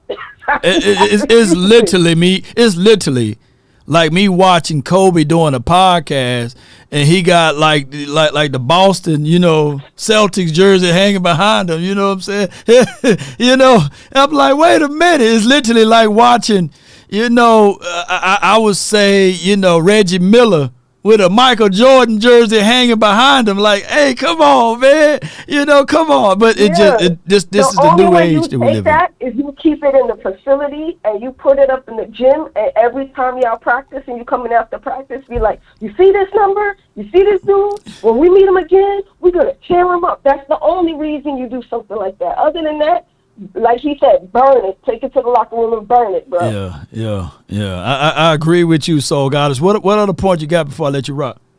The only other thing I got to do before we go is, like I said, and I've been screaming about this, we know Tyron is going to go down. He's not going to be 100%. So just rotate him. I feel like we have enough guys that we can rotate our guys to give them breaks during the game, like hockey players. When you got to give your due, they play so hard, you got to give them breaks. Right. But you got to get like the right combination, and they got to use 40 ounce. They got to use my boy Hunt some more. You talking about we don't have a bell cow running back, but what the heck you got 40 for? What you got him for? Put that boy out there. Let him hit. Just let him hit somebody, man. Appreciate you.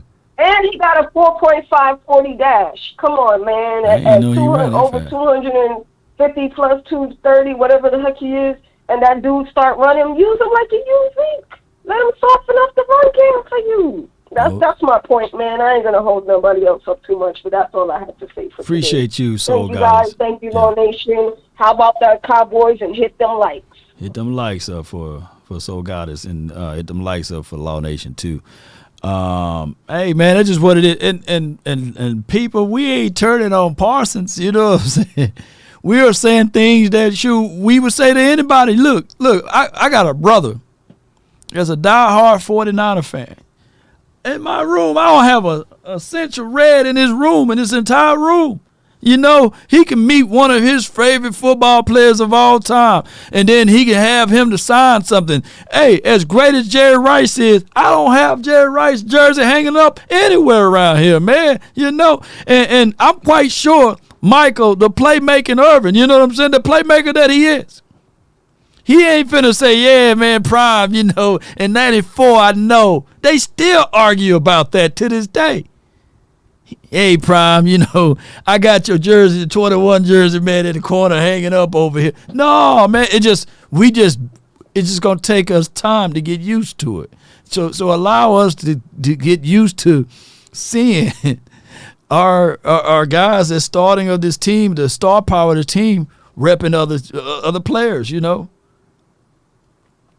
For Eagles fan, I thought back in the days, Eric Allen. I mean, what was the guy named? It was Eric Allen played for y'all, right? He was a good a player for y'all. Troy Vincent was a good player for y'all. You know what I'm saying? Brian Dawkins, a good player for y'all. I ain't finna go on and on about them. They was good.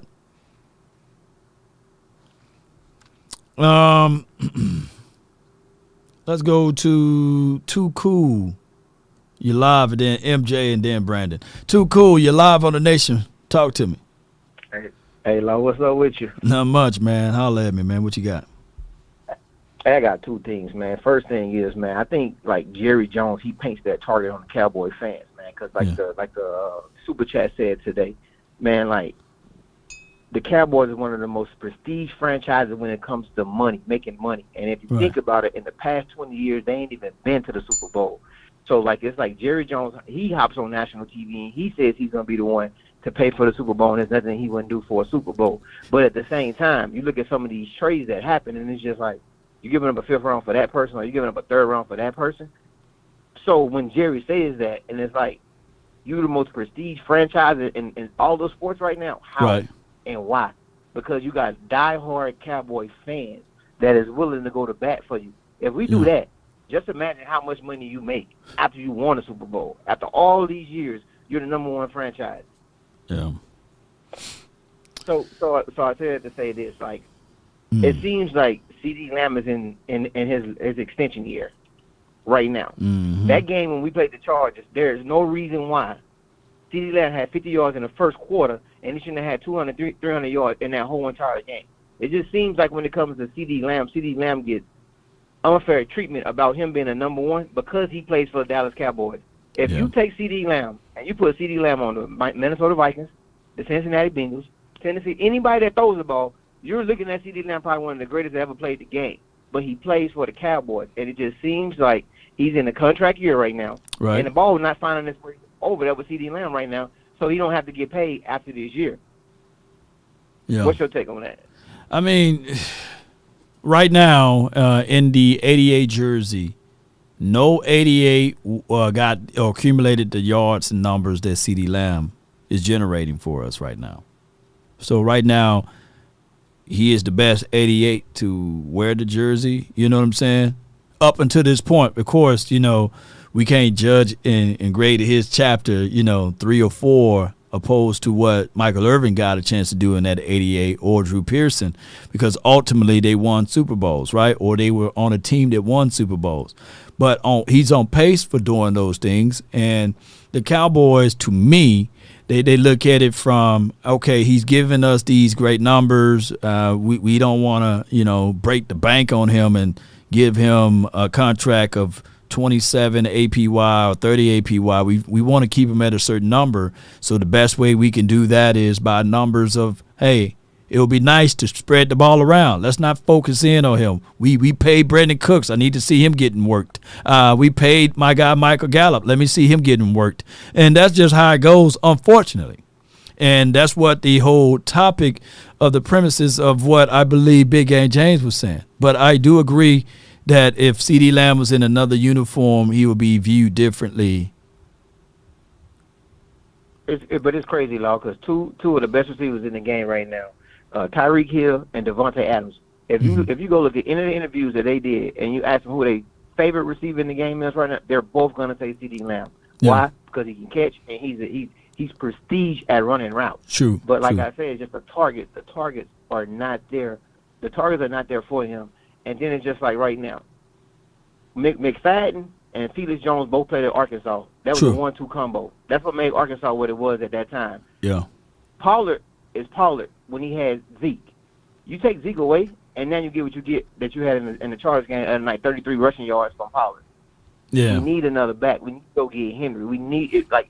The time is now, right? Because if you think about it, we got Tyron Smith. We had Zack Martin. Now all these offensive linemen, their ass is getting old. Since Frederick left, the center, the offensive line ain't never been the same since that man retired, right? But now the offensive line is getting old. We wasted that first round pick last year and the second round pick last year on a tight end and defensive lineman. You could have went out and got 2 offensive linemen. Nobody want to talk about that.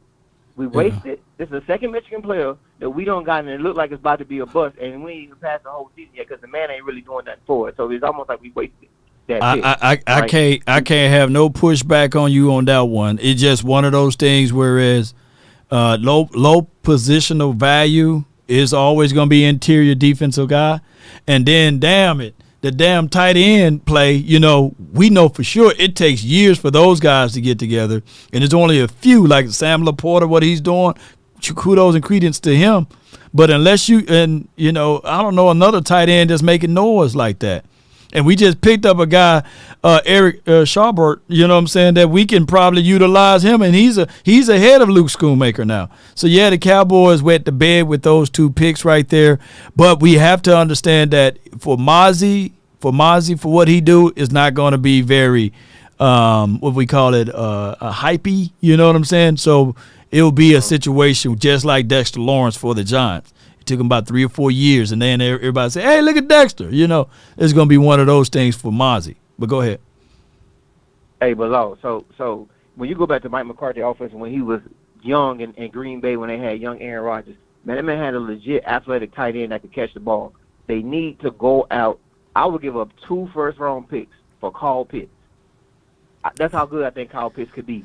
Kyle Pitts is underutilized with the Atlanta Falcons. No. I like Kyle Pitts. I like for the Cowboys to do that. But the Atlanta Falcons is not finna call the Cowboys. And the Cowboys, they value draft picks higher than they value, the player talent. So they're going to look at those 2 draft picks and say, well, we can find a Kyle Pitts. We think that Luke Schoonmaker can give us Kyle Pitts. I'm thinking from the aspect of the Jones family. They are not finna give up 2 first-round draft picks for Kyle Pitts. But see, though, that's another thing too, though, man. Jerry Jones is the GM and the owner. Like to me, that's like a conflict of interest, man. Because as a GM of another team, I feel uncomfortable picking up the phone, calling Jerry Jones that owns the Dallas Cowboys and say, let's make a trade. It's almost like at that point it got to be owner to owner. But the owner's not going to pick up the phone and call Jerry Jones and make them like the number 1 team. I never looked at it that way, man. Boy, you're right. Because if any other GM, they'd call another GM. But when they call the Dallas, they call him the doggone owner. Well, let me speak to the GM. Well, I'm the owner and the GM, because sometimes GMs make moves. Yeah. Man, you spitting the truth right here, man. What other point you got before I let MJ on and Brandon? Ain't nothing, like my kids just got something to say. How about that Cowboys? How about them? Yes, indeed. Appreciate you, Too Cool. And hey, salute to the kids, man. That means the nation is growing. I appreciate you, man. All right, so I got MJ. You're live from the 206. You in the mix. Talk to me. What up, Law? How you doing, man? Hey, man, all is well. Can't complain. Well, the first thing, ain't no way I'll give up 2 first-round picks for no tight end, bro. That's y'all problem. Everybody on this phone call, the fans, y'all delusional. Even you, Law. I'm not giving them no first-round pick for no tight end. No way. Hey, did you hear me say I'll give up 2 first-round draft picks? No. I'm saying that Jerry Jones was like, I ain't finna give up no 2 first-round draft picks.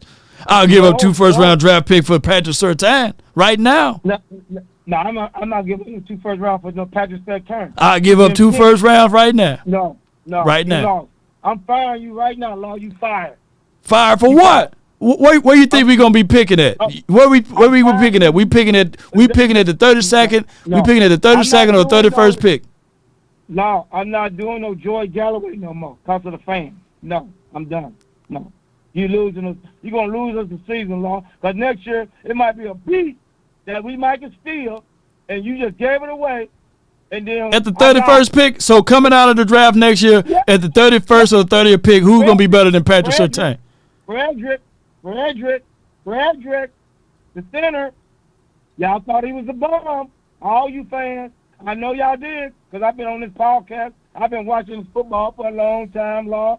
Y'all not getting away with it. Y'all thought Frederick was a bum, and he became an all-pro center. So I don't want to hear that.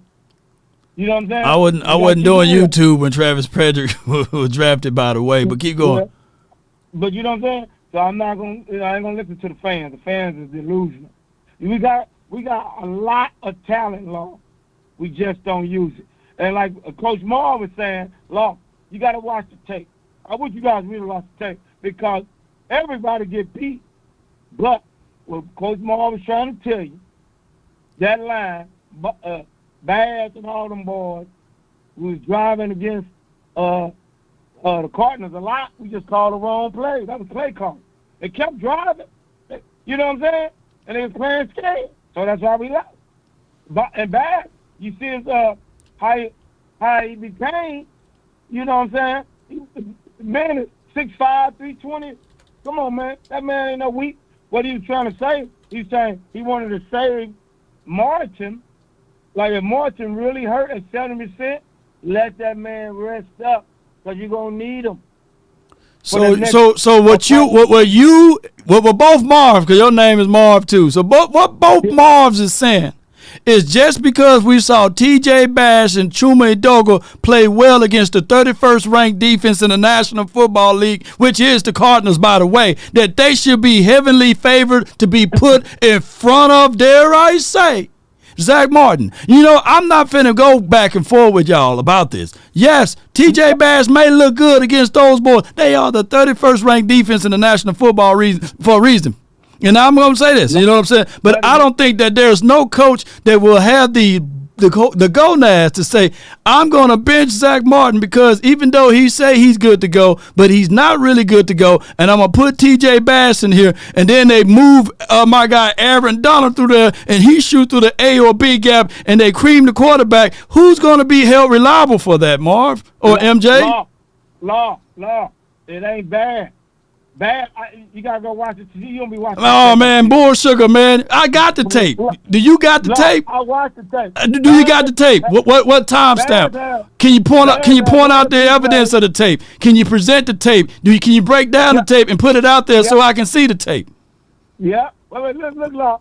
Bears have 43 plays, but the person that's really hurt is the center.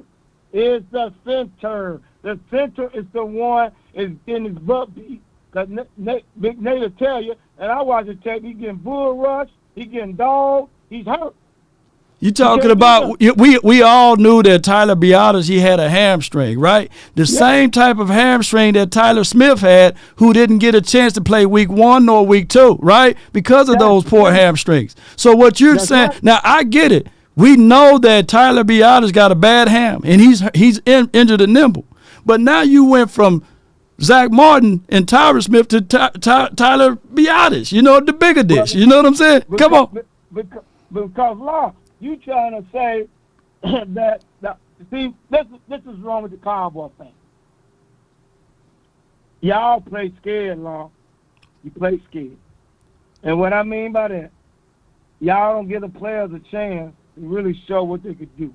You got, as you keep taking a rep, every game you get better and better and better and better. So hold on. So your solution, MJ, is to bench Tyler Biadasz, to also bench Zack Martin. Now I can lean with. Hold on. Let me say this. I can give y'all a little grace and mercy a little bit on Tyron Smith because we all been talking about that. But your ultimate goal is to bench those 3 right there.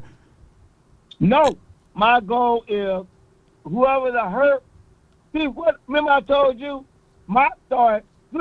Look what happened when we had the guy that kept having falls, but it was technical sound. Now he's the center for Miami Dolphins. Remember that? You talking about Connor Williams? That was your center right there. Now look at that. Now what I would do if I'm the coach for the Cowboys, number 66, Big Bad is stronger than Tyler Biadasz. Right now, Tyler Biadasz is hurt. Probably Morton is having problems because of Tyler Biadasz, because he's trying to help him. So what I would do, I would start Bad at center to make that middle stronger. So my 2 guards, the rookie, the second-year player, and my 80% all-pro guard don't have to worry about Tyler Biadasz. I keep telling you, 77 only gave up 1 play, and it wasn't a bad play. He just, Dak just was there. So 77 played, haven't played back. I'm not worried about 77. It's the middle. If you protect the middle, you ain't got to worry about Steele in 77, because that'll give Dak a chance to run up the middle or throw passes. It's the middle. If your middle is weak, Law, you is in trouble. So right now, Tyler Biadasz is hurt. You need to put, and don't put the other guy, and they would start practicing Bass at center, but the Cowboys be so dumb. That's why we lose a lot of games. And Brandon, I gotta agree with Brandon. I don't mind Brandon. Listen right now, and everybody, the Cowboys lose because we be favoritism players. And Law, you always say, pay them the money. Let's pay them the money. Let's pay them the money. Then when they get the money, they play like shit. Everybody we pay the money to, they play shit. And I ain't talking about Steele. Steele got a pass because Steele's a beast. I'm talking about the other players. And then y'all want to bring in Tony Dorsett. We need Eric Dickerson. When you already got back, you got number 40 that can run up the middle, and 23 can run up the middle. You don't need other back. Your middle of your line is not blocking. That's why them halfbacks can't get through there. And even if you had to pick Tennessee, if he can't get, if they bulldozing up that middle, your halfbacks ain't getting no run, bro. And you keep calling the same dumb plays. It's play calling and running the same dumb plays. You got all this talent, but all you Cowboy fans, that's why I see what Stephen A. Smith haters. our dumbass Cowboy fans always, let's get Billy Sims. Oh, we need man, it's the most cowardice team. I've been a Cowboy fan for 60 years, and y'all make me. You start making me hate the Cowboys because you guys. Oh, we want him. We want Johnny. We need Billy. We need Teddy. God damn it, we got all that damn talent. Damn, we can win, Lord. I need this player. If you get him, you ain't gonna play him anyway. Then you play the talent. That's why we losing, Lord. Hey, that pisses me off. The Cowboy fan, delusion. Hey man, I can't make this stuff up, man. Hey, I feel. Look, man. Hey, man, you need a hug or something, bro, man. You need a hug. Like Brandon gonna go right behind me and tell you the truth. That's why y'all get mad at Brandon. Wait a minute. Hey, man, I ain't even heard Brandon point yet, man. But I don't even think Brandon will agree with you on this one, though, bro. Come on, man. What? Bro, come on now, dog. Hey, man. Hey, man. Wait, Lord. We have talent, Lord. We do. Don't use the talent, Lord. Y'all don't see it. Y'all want. I don't see it, man. I don't see bitch and Zack Martin, man. I feel you, man. I like the potentials of TJ Bash, man, but I just don't see it, man. But look, we ain't talking like that. What Coach Morgan trying to say, our best guard, you gotta let him heal. If you don't let him heal, Lord, we gonna have the same problem. And then next week when we play Philly and they throwing number 70 all over the field because y'all want to play him at 70%, I don't want to see that stupid lick, Lord. Lord, if he get destroyed next week and he hurt, he had a week to heal. Now, if they kill us in the middle of this week and next week, Lord, you my dog. I'm your big bro. I'm coming for you, Lord. Come for me, man. Come on, man. Make sure you bring all your fofos, man. You know what I'm saying? I ain't running nowhere, man, because I know for sure, man, I'm going to lean on the resume. I'm going to lean on the resume of Zack Martin. Now, I still know that there's a known known and known unknown, but I know for sure that TJ Bash, he's a dog. I like him, man, but he's so great and he's so good that he went undrafted, and doggone Will McClay know how to find guys and these sorts of things, and they could put him in and he can make some things happen. But I'm just going to sit back, bro, and say that, hey, let's agree to disagree, right? Let's say that the Cowboys dropped the ball by not drafting an offensive tackle or a lineman in the first part of the year. You know what I'm saying? They shouldn't have drafted Schoonmaker. Let's agree to disagree, bro. Come on, man. I thank you so much, but don't fire me. No. You my dog. But we saying to all the Cowboy fans, because we know what y'all gonna say about me and Coach Maul. No, we're not trying to say our best player on that line is Martin. We want our president back. We don't want him playing at 70%. I want that man to be healed so he can knock them Philly. So this week, well, he had a week. Hopefully he's kind of healed. Hopefully he had 95% this week. All right, man. Look. My producer's telling me the plane need to be landed, dog. All right, man. One more point, man. I appreciate you, dog. One more point. I give you one more point. Cowboys and all the Cowboy fans, stop saying we need this player. We got all the talent. The coaches just got to coach, just like Law said. Remember, coach? Like we say, Law, coach. If you coach, we'll win. If our coach don't coach, we gonna lose, y'all. No doubt, man. Hey, you still want to fire Dan Quinn? Hey, Quinn, I'm going to see this week because of the Rams torture, and he couldn't do what they did against Pittsburgh. Quinn got to come on. I'm not giving nobody no more. I don't want to hear nothing. Everybody, we keep praising everybody, and we making people as a high-minded. No, I want to see a tough defense. No doubt, man. Appreciate you, man. Appreciate you, bro. Salute. Appreciate you, man. God, no, man. Hey, man, y'all gonna turn Law into a day drink over here, man. All right, man. So let me try to rationalize, and I get what people are saying. I can't make this up though. So in the chat, if y'all do believe that Zack Martin is playing so terrible because he did have one penalty for the year, and he had allowed 1 sack so far for the season, and he did allow 9 pressures since he's been playing, and that's not a good level. Should that be enough? Because he's not playing good. Zack Martin allowed 1 tackle. He allowed 1 sack this year, and he allowed one penalty. Do he need to be benched? Because they telling me to watch the tape, man. Should we bench Zack Martin and put TJ Bass in, man? Should we do that? Ladies and gentlemen, I'm going to ask my guy, Brandon, you're live on the Nation, man. Should we bench Zack Martin in favor of TJ Bass? Because Zack Martin ain't 100%. Talk to me, man. Let me be clear when I say this. Hell no. But I do agree. Zack Martin has not been playing well. That is a fact. He has not. I don't care about his 1 penalty. That's not even what I'm talking about. I see better than I can hear. He ain't playing well. And he's starting to, Tyron Smith, he just beat up. We get it. He beat up. So I get with him. Zack Martin, to me, is starting to feel like Jason Witten. I'm sorry. I just got to call it out. He's starting to be Jason Witten to me. But I'm so against what and I shout out to MJ. Mm-hmm. But I'm totally against what I think he was a bit off the rails, if I'm being honest. We need players. We need another receiver.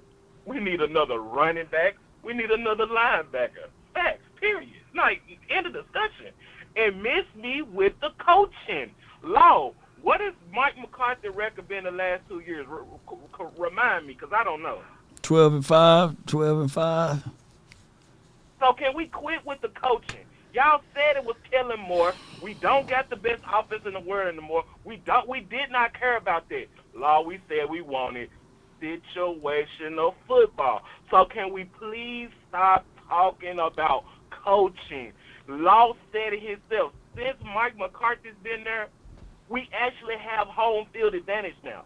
We actually play good at home. Before Mike McCarthy, if you came to AT&T Stadium, you probably was going to leave with a win. Eli Manning loved AT&T Stadium. So, guys, stop talking to me about coaching. At this point, if you saying it is coaching, I automatically assume you know nothing about football at this point. Yeah. I just got to keep it real. Keep it real. Keep it real. Jerry Jones. Law. We got to make sure Jerry Jones ain't doing to us what DJ Envy did to the people of New York or in their real estate. We truly have to ask ourselves. Law, I've been calling into your show for 3 years, close to 4 years, I believe. And I ask you this question every year, a couple times a year. If the goal is to win the Super Bowl, and you agree with me, Law, that's the goal. That's the goal. Yeah. How can you square that with we like our guys? Make that math. Because I'm gonna say this again, guys. I feel like we the greatest thing, this with Micah Parsons, this to me, this all go together. I know I'm jumping, but this Micah Parsons is a great player. Yeah, but he's a great player, and he hasn't had to win anything. He's won nothing. And I do believe Micah Parsons is one of the few people who can contend for best player in the league. But the facts are the facts. He has won nothing. And he's starting to relish in this role of, I'm a Dallas Cowboy. I'm going to say whatever I want to say and not have no repercussions to what I say. And honestly, I have done nothing on the field. We have to make sure that the standard is the standard. And if y'all saying the standard is the Super Bowl, are we really trying to win the Super Bowl when your owner says, I don't call nobody, y'all better call me. Tell me your players that you like. That makes no sense. Like, it just does not make any sense. But that's what our owner said out loud in public. So, like, truly ask yourself, like, don't take your fandom out of it for a minute. If you wasn't a fan of the Cowboys and you heard somebody say that about a team, what would you say? You would be like... It took all of our ammunition out, because we can talk about, you know, players that we would like to see, you know, in a Cowboys uniform to get us over the edge. You know, hey, what's the Eagles' record? 5-1. Oh, they 5-1. Some 6-1, 5-1. What? 6-1. 6-1. It's somewhere.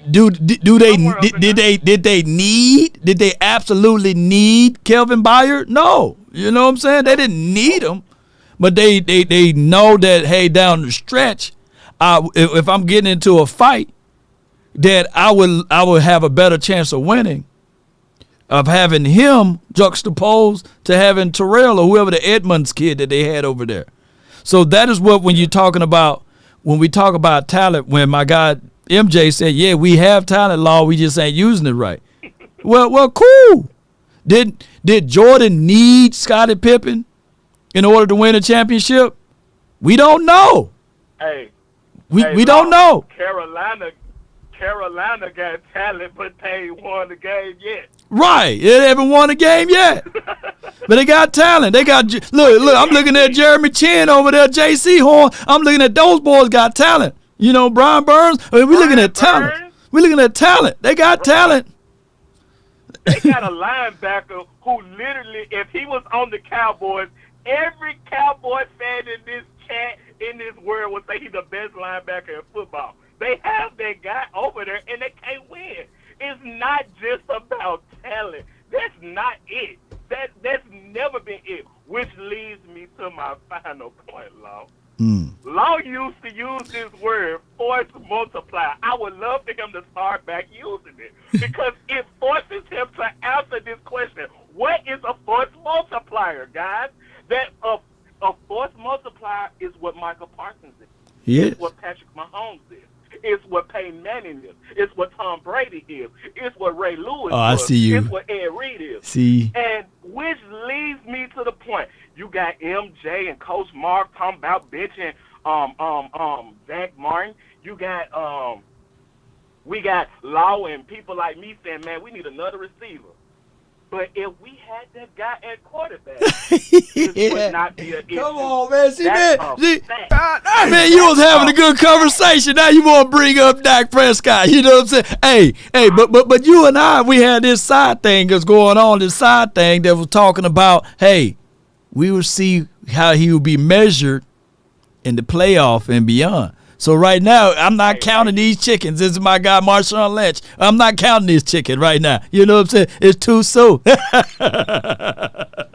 Well, why your coach talking about, your owner talking about the 49ers could be had, Dak Prescott twin brother beat him. And I'm like, how? Whatever. But I really just trolling Dak right now. But all I'm saying is we cannot be saying we truly won a Super Bowl when our owner out here saying, I'm not going to call nobody, they got to call me. Yes, indeed, man. Good man. We got to pray that we're going to make it with our guys, man. Yeah, with WLOG, put it in the chat, y'all, man. Appreciate you for calling in, Brandon. Thank you. Shout out to Law Nation, man. No doubt, man. Good call from him, man. Good call from everybody. Everybody had a good call. See, everybody equal. You know what I'm saying?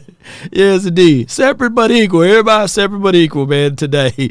Hey, it is what it is, man. All right, we're going to do these super chats, man, and I appreciate everybody for tuning in. Thank you, everybody. We are also live on the IG page. So if you're there on the IG page, salute to you. I'm going to see how I can incorporate the feed in the future on this side so that you guys can see your comments there.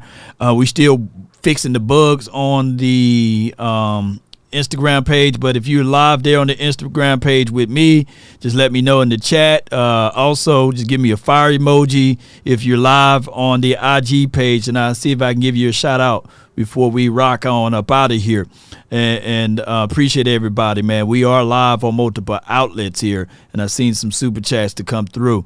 With that being said, man, you know, we like to bounce ideas off of each other, and some people may think that what they say is always 1,000% right. Some people may look at what I say and they say, well, Law, you 1,000% wrong. But at the end of the day, we don't care how things are formulated. We just want to win. We just want to win. And if Parsons, appreciate those that's in the IG with the fire emojis, man, I appreciate that. If Parsons, hear me out, if Parsons is talking and we winning, then let him talk. Talk. You know, just keep talking. But if we fool around and he say the same amount of things and we lose, just know that those things, those words that he says is going to get twisted. And that's what I'm trying to protect the man with. I'm only saying this out of love, not out of any hate, not out of any, hey, trying to take money out of his pockets, because as experience is and wisdom is the total of all of that. It's a total of all of that. And look, I'm older than Jason Witten, so I ain't trying to sit here and say that, hey, I don't know a few things, but I know a few things. I've been there and done that before. So I'm just telling you right now that the road is long and hard, and there's going to be a lot of ups and downs. That's all I'm saying. All right, let me read this super chat right here. Is it Champy? Appreciate you. Another good old-fashioned Phoenix versus Dallas Cowboys showdown or Dallas showdown. Yes, indeed. Are you talking about, is it the Texas Rangers, right, versus the Arizona team? Hey, salute to the Rangers, man. Shout out to them for making it this far. I got Sanjay. Appreciate you. Coach is 110% wrong on Zack Martin. I agree with replacing Tyron Smith, though. Hey, we all been talking about that. I think the Cowboys shot themselves in the foot, you know, and if we would have had DeJuan Jones, you know what I'm saying, that's a whole nother storyline, you know. But, hey, we gotta lay in this bed now.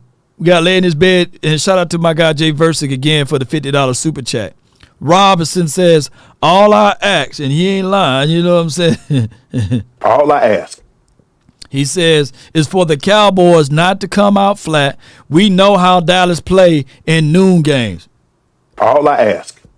Yeah, you ain't lying, bro. We just got to come out really, really like what we supposed to do. And we can end this stream and have a great time this weekend if we just play our brand and caliber of football. Trayvon Hill says, some of these fans thinking out their 4 points of contact. The entire line has not been playing together for a long. They did not play all preseason. Jay Versick $10. Doc is the reason why Jimmy Johnson ain't in the Ring of Honor. # Doc's fault. A little humor to it. Yeah, it's Dak Prescott's fault that the reason why we're not in the reason why Jimmy Johnson's not in the Ring of Honor. That is funny. All I ask. Appreciate you, man. But let me say this. Trayvon Hill says some of these fans taking, and I think if I decipher this, y'all know my hooked on funny guys mixed in with my doggone guy, Money Mayweather. You know, it's hard for me to see, but I can see it from here now. And I think that the autocorrect jammed you with that, Trayvon. I think if I decipher this a whole lot better, it says some of these fans taking things. Let me see. Some of these fans are taking these 4 points out of context. That's what you're saying. The entire line, because you know that's what you're saying, out of context. This entire line have not been playing together for a long time and didn't play together all preseason. So yes, I deciphered that. I cracked the code, Trayvon. I cracked the code. So yes, some of these fans are taking things out of context. Because we all know that Chuma Edoga as well as TJ Bash, they had an opportunity to play all preseason. They had an opportunity to gel together all in the off season too. So now when they were out there, yes, they looked a little bit more polished, and yes, it wasn't a learning curve for them because those boys were out there. Mike Solari, this is a new system for the Cowboys. This is a new system for Tyron Smith. This is a new system for Tyler Smith. This is a new system for Tyler Biadasz. This is also a new system for Zack Martin and Terrence Steele. So it takes continuity. And yes, offensive line, all 5 guys got to be on the same page. They got to sing from the same hymnal. But I don't think that there's a coaching staff member that can look back at tape and say, yes, Zack Martin is a half step slower than what he used to be, and yes, he may be looking like Jason Witten out there, but there's no one that had the longitude and latitude to say, let's bench him and put TJ Bass in there, and then TJ Bass forget an assignment, and then you get your quarterback cream or your running back cream or anybody in the backfield cream, and who that person going to go to now? Because Jerry Jones going to be looking at him like, now, not only did I pay Zack Martin, you bitching what I paid, and you put in a rookie undrafted guy, and he missed the assignment. That's how people lose jobs, man. And nobody is willing to lose their job. The offensive line coach, nor the head coach, nor the running back coach, nor Tupac and Biggie climbing out of the grave is willing to lose their job on just saying that, hey, when TJ Bass was out there, he looked good. Now, I get it with what most people are saying, but nobody's willing to lose their job. Shout out to you, Bugs, appreciate you. Shout out to you, Smith, thank you on the Instagram. Bees, appreciate you. And Eddie, appreciate you, man. Thank you, everybody, for tuning in to the nation. As we wrap things up, man, this was a great show today. Be sure to hit the like, share this content. Let a friend or a neighbor know where to go when they want to tune in to Cowboys Sports Talk and beyond. Here's what I got to say. Everyone have a reason, but results are what matter. Results are what matter. You know, we grew up in an age whereas when you rapped, you had to have good results. Now we in an age whereas, hey, it doesn't matter. If the beat sounds good, it don't matter what the words are coming out of your mouth. People will tune in. They will buy your music. They will play your reels. That's all that matters now. The results. We are getting watered down lyrics nowadays. Ice Spice is one of the better rappers right there. You know what I'm saying? I ain't trying to talk bad about her. But why? You can sell it. Doesn't mean that she's better than the MC Light. But you can sell Ice Spice. You can put a nice little outfit on her and people will go to her concerts. Not talking bad about her, you know, but that's just where the world is right now. Everyone have a reason, but results are what matter. A lot of people are not looking for substance anymore. It's the quick movements that people look for. Law, your video's too long. I don't have time for 2-hour, 3-hour videos. Can you give us some shorts? Can you give us a little 4-5 minute stuff and I'll tune into that? I don't have time to listen to 2 or 3 hours, but people, if you want something, you will stay there. Doesn't matter if I go 10 hours. If you really want to listen, you will listen. People do what they want to do. So those are the realities. The results are what they're looking for. So regardless of the substance, I tell people all the time, when you in Sam's Club or Costco's, they got those people at the end of the aisles and they give you a little sample size. You partake in it. That's good. You buy the whole bag, you get home, it no longer tastes good. The sample size gave you all of those great flavors, all of that good taste. And I don't want people to make knee-jerk reactions because of the sample size. TJ Bash, hey man, he's good right there. Look at the tape, Law. The sample size. Don't build your fortress around the sample, is all I'm saying. Anybody can look good 1 or 2 games. There's not a lot of tape out there. But when they get tape on you, are you willing to stand tall in what you do? When they take away and they force you to play left-handed, can you still drive and score? Don't build your fortress off the sample size is what I'm trying to say, ladies and gentlemen. And they may be right. TJ Bass may be having a gold jacket in his foreseeable future. We were wrong on Terrence Steele. Look how he turned out. But if you gamble wrong, it can be detrimental to your whole entire team. And who's going to have to answer to that? Who's going to have to answer to Zack Martin being on the bench? Who's going to have to answer to those things is what I'm trying to say. Don't fall in love with the samples. But I would tell you guys this, ladies and gentlemen, that's listening. Greatness will find its way regardless. Let me see some fire in the chat if you agree. The purge will happen. Let me see some fire in the chat if you agree. And the whole point of purging is to get rid of the imperfections. The reason why you put gold in that triple heat to get away with all of the things that's not pure. That's why they got to apply the pressure, the heat. They say pressure is a privilege. They say actually pressure make diamonds. Pressure will also break you if you're not built for it. So Cowboys, we got to figure things out. We got to continue to leave no stone unturned. And we can't be satisfied with what we getting right now. 4-2. We can't be satisfied. Our number one goal is to get to the playoffs. Our number one goal is to have home field advantage throughout the playoffs. So what do? We apply the pressure.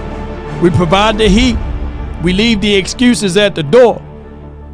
There should be no reason why Jerry can't pick up the phone. There should be no reason why we can't wheel and deal. There should be no reason why I can walk in there as the GM and say, hey, my job is to replace you, and you. And if you keep talking, I'm going to replace you too. I will send you the Pelican Bay shoot program and get multiple things in return from it. I need for everybody to be locked in, 10 toes down. It's all about the Cowboys or nothing. Stand tall or not at all. This is the leader talking to you right now. And I'm going to apply the pressure. Why? Because I'm the HNIC over here. Well, he can't say that. Jerry can't say that. If he say that, then he definitely going to have to sell the team. But I can. I'm the HNIC over here.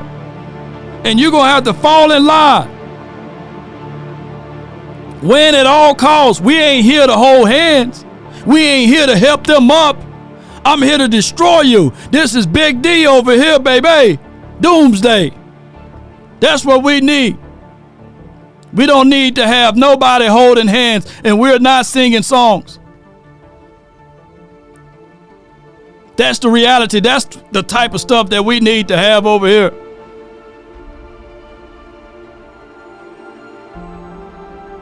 That's the realities of it. I'm watching this movie, this series. I ain't ready to go yet. I got more time. Hold on. Let me rewind this a little bit. I'm watching this series right now called Force. It's the off series of Power. And my guy Tommy got him a squeeze. He's squeezing down on one of his guys that he's in business with. Sister. The balance of power. I think on this next episode, somebody's going to let him know that, hey, we got tape and evidence that you squeezing down on the competition's sister. There's codes to this, baby. No matter how fine she may be or beautiful she may be, but you done crossed the line. There's some chin-checking stuff that's gonna have to happen. You got to move a certain way. You got to walk a certain way. Because the enemy would like to say, hey, this is a beautiful snare. Come in, we got food. It's traps.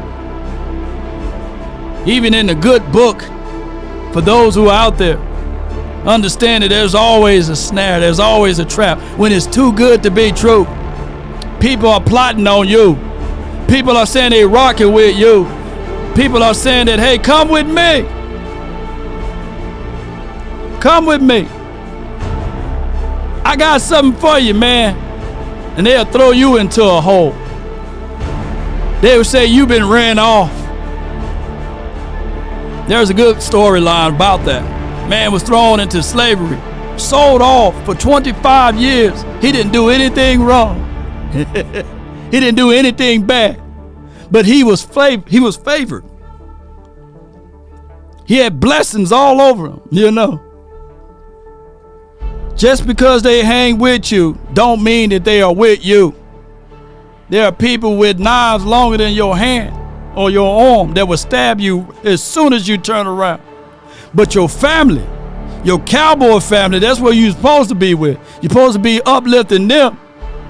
The outside will say, yeah, he's talking glowly of us. Yes, he's rocking with us. And as soon as you turn your back, they stabbing you.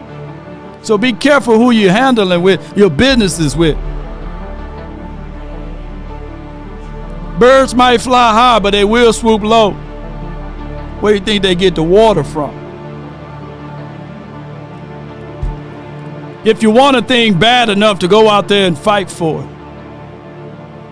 to work day and night for it, to give up your time, your peace, and your sleep, if all of your desires of it makes you quite mad enough that you don't get tired, and it makes you hold everything tawdry and cheap, if life itself seems empty and useless without it, and all that you scheme and dream is about it, if you'll gladly go out there and sweat for it and fret for it and plan, to lose all terror of your mind, if you would simply go after the thing you want with all of your capacity, strength and sagacity, with faith, hope, and confidence and stern pertinacity, if neither cold poverty or famish or fame or the sickness of your body or brain can turn you away from the things you want, if dogged and grim and besieged and beset, with the help of Almighty, you will get it. Write this one down too. If you can keep your head when all about you are losing theirs and blaming it on you, if you can trust yourself when all men doubt you, but make allowance for their doubting too, if you can wait and not be tired about waiting, or lied about, don't deal in lies, or hate it and yet give way to hate it, and yet don't look too good nor talk too wise, if you can think and not make thoughts your aim, and if you can meet with that triumph and disaster and treat those two imposters just the same, if you, here's the best one right here, bear to hear the truth you spoken, twisted by knaves to make a trap for fools. What you think the media gonna do to you? They gonna twist every word you got. That's been my time. I really thank you all for yours.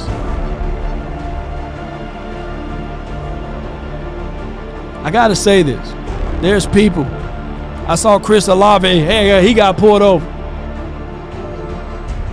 And I played for the New Orleans Saints. And the guy told him, and? Let you know, this right here, when you have certain connections and you get pulled over, you don't have to say a word. They pull you over, they check your information. Oh, buddy, you good to go. Just because you're on a certain status quo doesn't mean that you're going to be able to let free. Let me quit talking, don't want to outspeak my wisdom teeth. But travel lightly. DC for life. Let's go, baby. Damn. Damn. Whoa. Give me my theme music. Yeah, baby. It's not about what you know. It's not about this and that. It's about who you know. Let's go. I just wanna run it up. Kinda check or something. I've been really in the field, let up. I've been really in the field, let her rush, I let her feel. Lately, I just wanna run it up. Don't need no deals, I make the deal. Half a ticket to a meal. Lately, I just wanna run it up. Kinda check us on. Lately, I just wanna run it up. Come on, baby. Lately, I just wanna run it up. Need them ones, I need them fives. Need them tens, I need that change. To the safe, got blues inside. Greens and pinks, it's all the same. I still saving, roll my change. Take some losses when I play. Charge it to the game. Come on, baby. I'm with T-Black, I'm with Rabbit now. I'm with Bay, yeah, I'm with Jay, yeah, I'm with Chuck and now. Shout out to you, Judah. Shout out to you, Seabass. Salute to y'all. Let me get some shots out to the people that's on the ground. Shout out to your Hash. Appreciate you, Manuel. Jackson Long. Well, appreciate you. She loves the D. Appreciate you. That's a weird name on Instagram. I guess you love the D. Master the Grind. Appreciate you. Gouda. I see you, fam. Appreciate you on the Instagram. Bees. NUTs. Salute to you. The Apprentice. Appreciate you. 1906. Derek Jones. Sanjay. Appreciate you. Jay Versick. Thank y'all for the super chats. Until next time. Hey. Rico Jones. Pound for pound. Best show in town. Pound Town, baby. Appreciate you.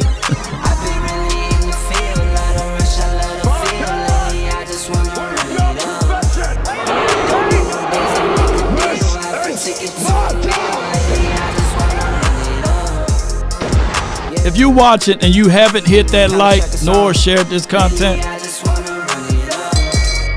shame. Shame.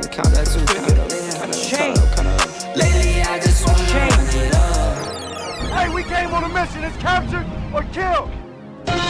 Oh, snap. We answered it. I talked stuff. I thought we had it. But it goes to show you who's the better team. And I'm sticking Cowboys. You're crying. I'm hurt. I love my Eagles. I don't believe it. You gonna flap the hat one more time for the Eagles for the hard play you did? Let's go, birds, fly, Eagles, fly. Hey, man, y'all let me know if y'all ever get tired of that one, man. Let's get on up out of here. One love to y'all. Y'all know I got the longest outro in life. Y'all know that?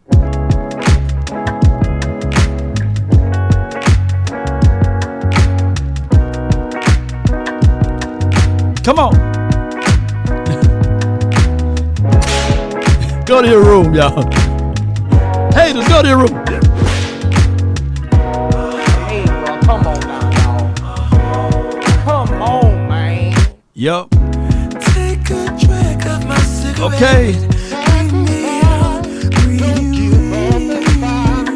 Come on, Control. Yeah.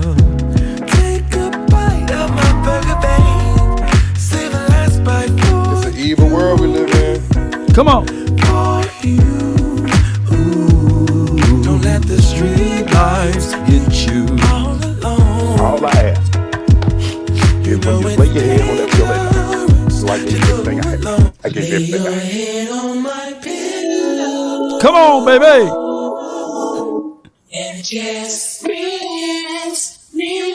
One more time, yeah. Let's go, birds.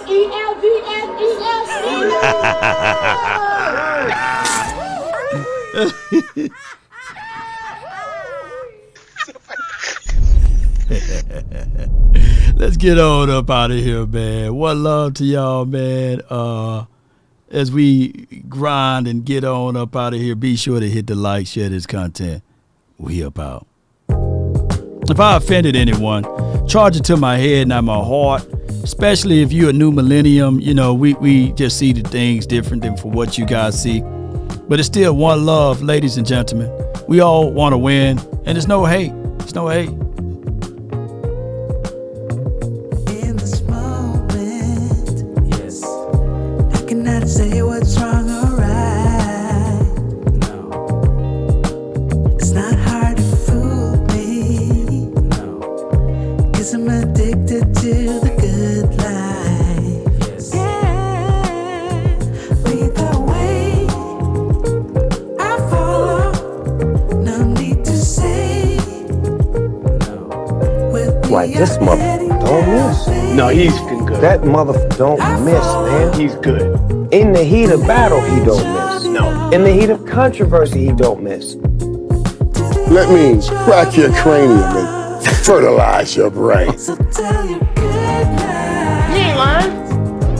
'Cause I'll find a better one. Yeah.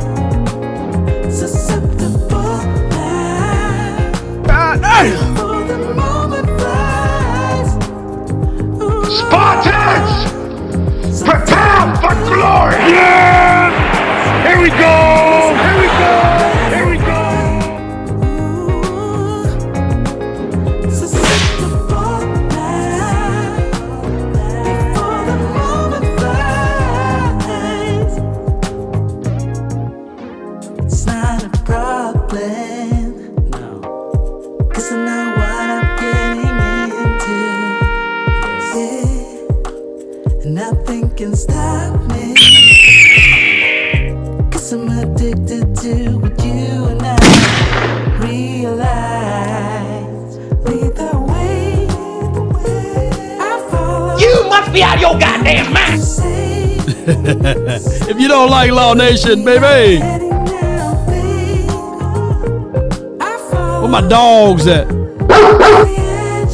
Let me see some more fire in the chat, baby.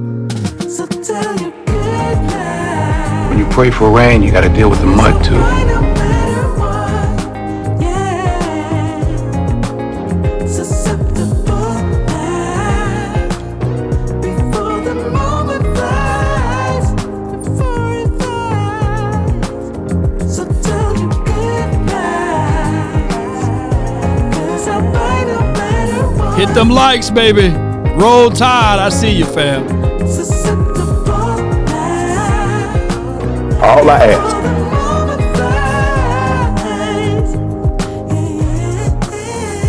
Until next time, DC for life.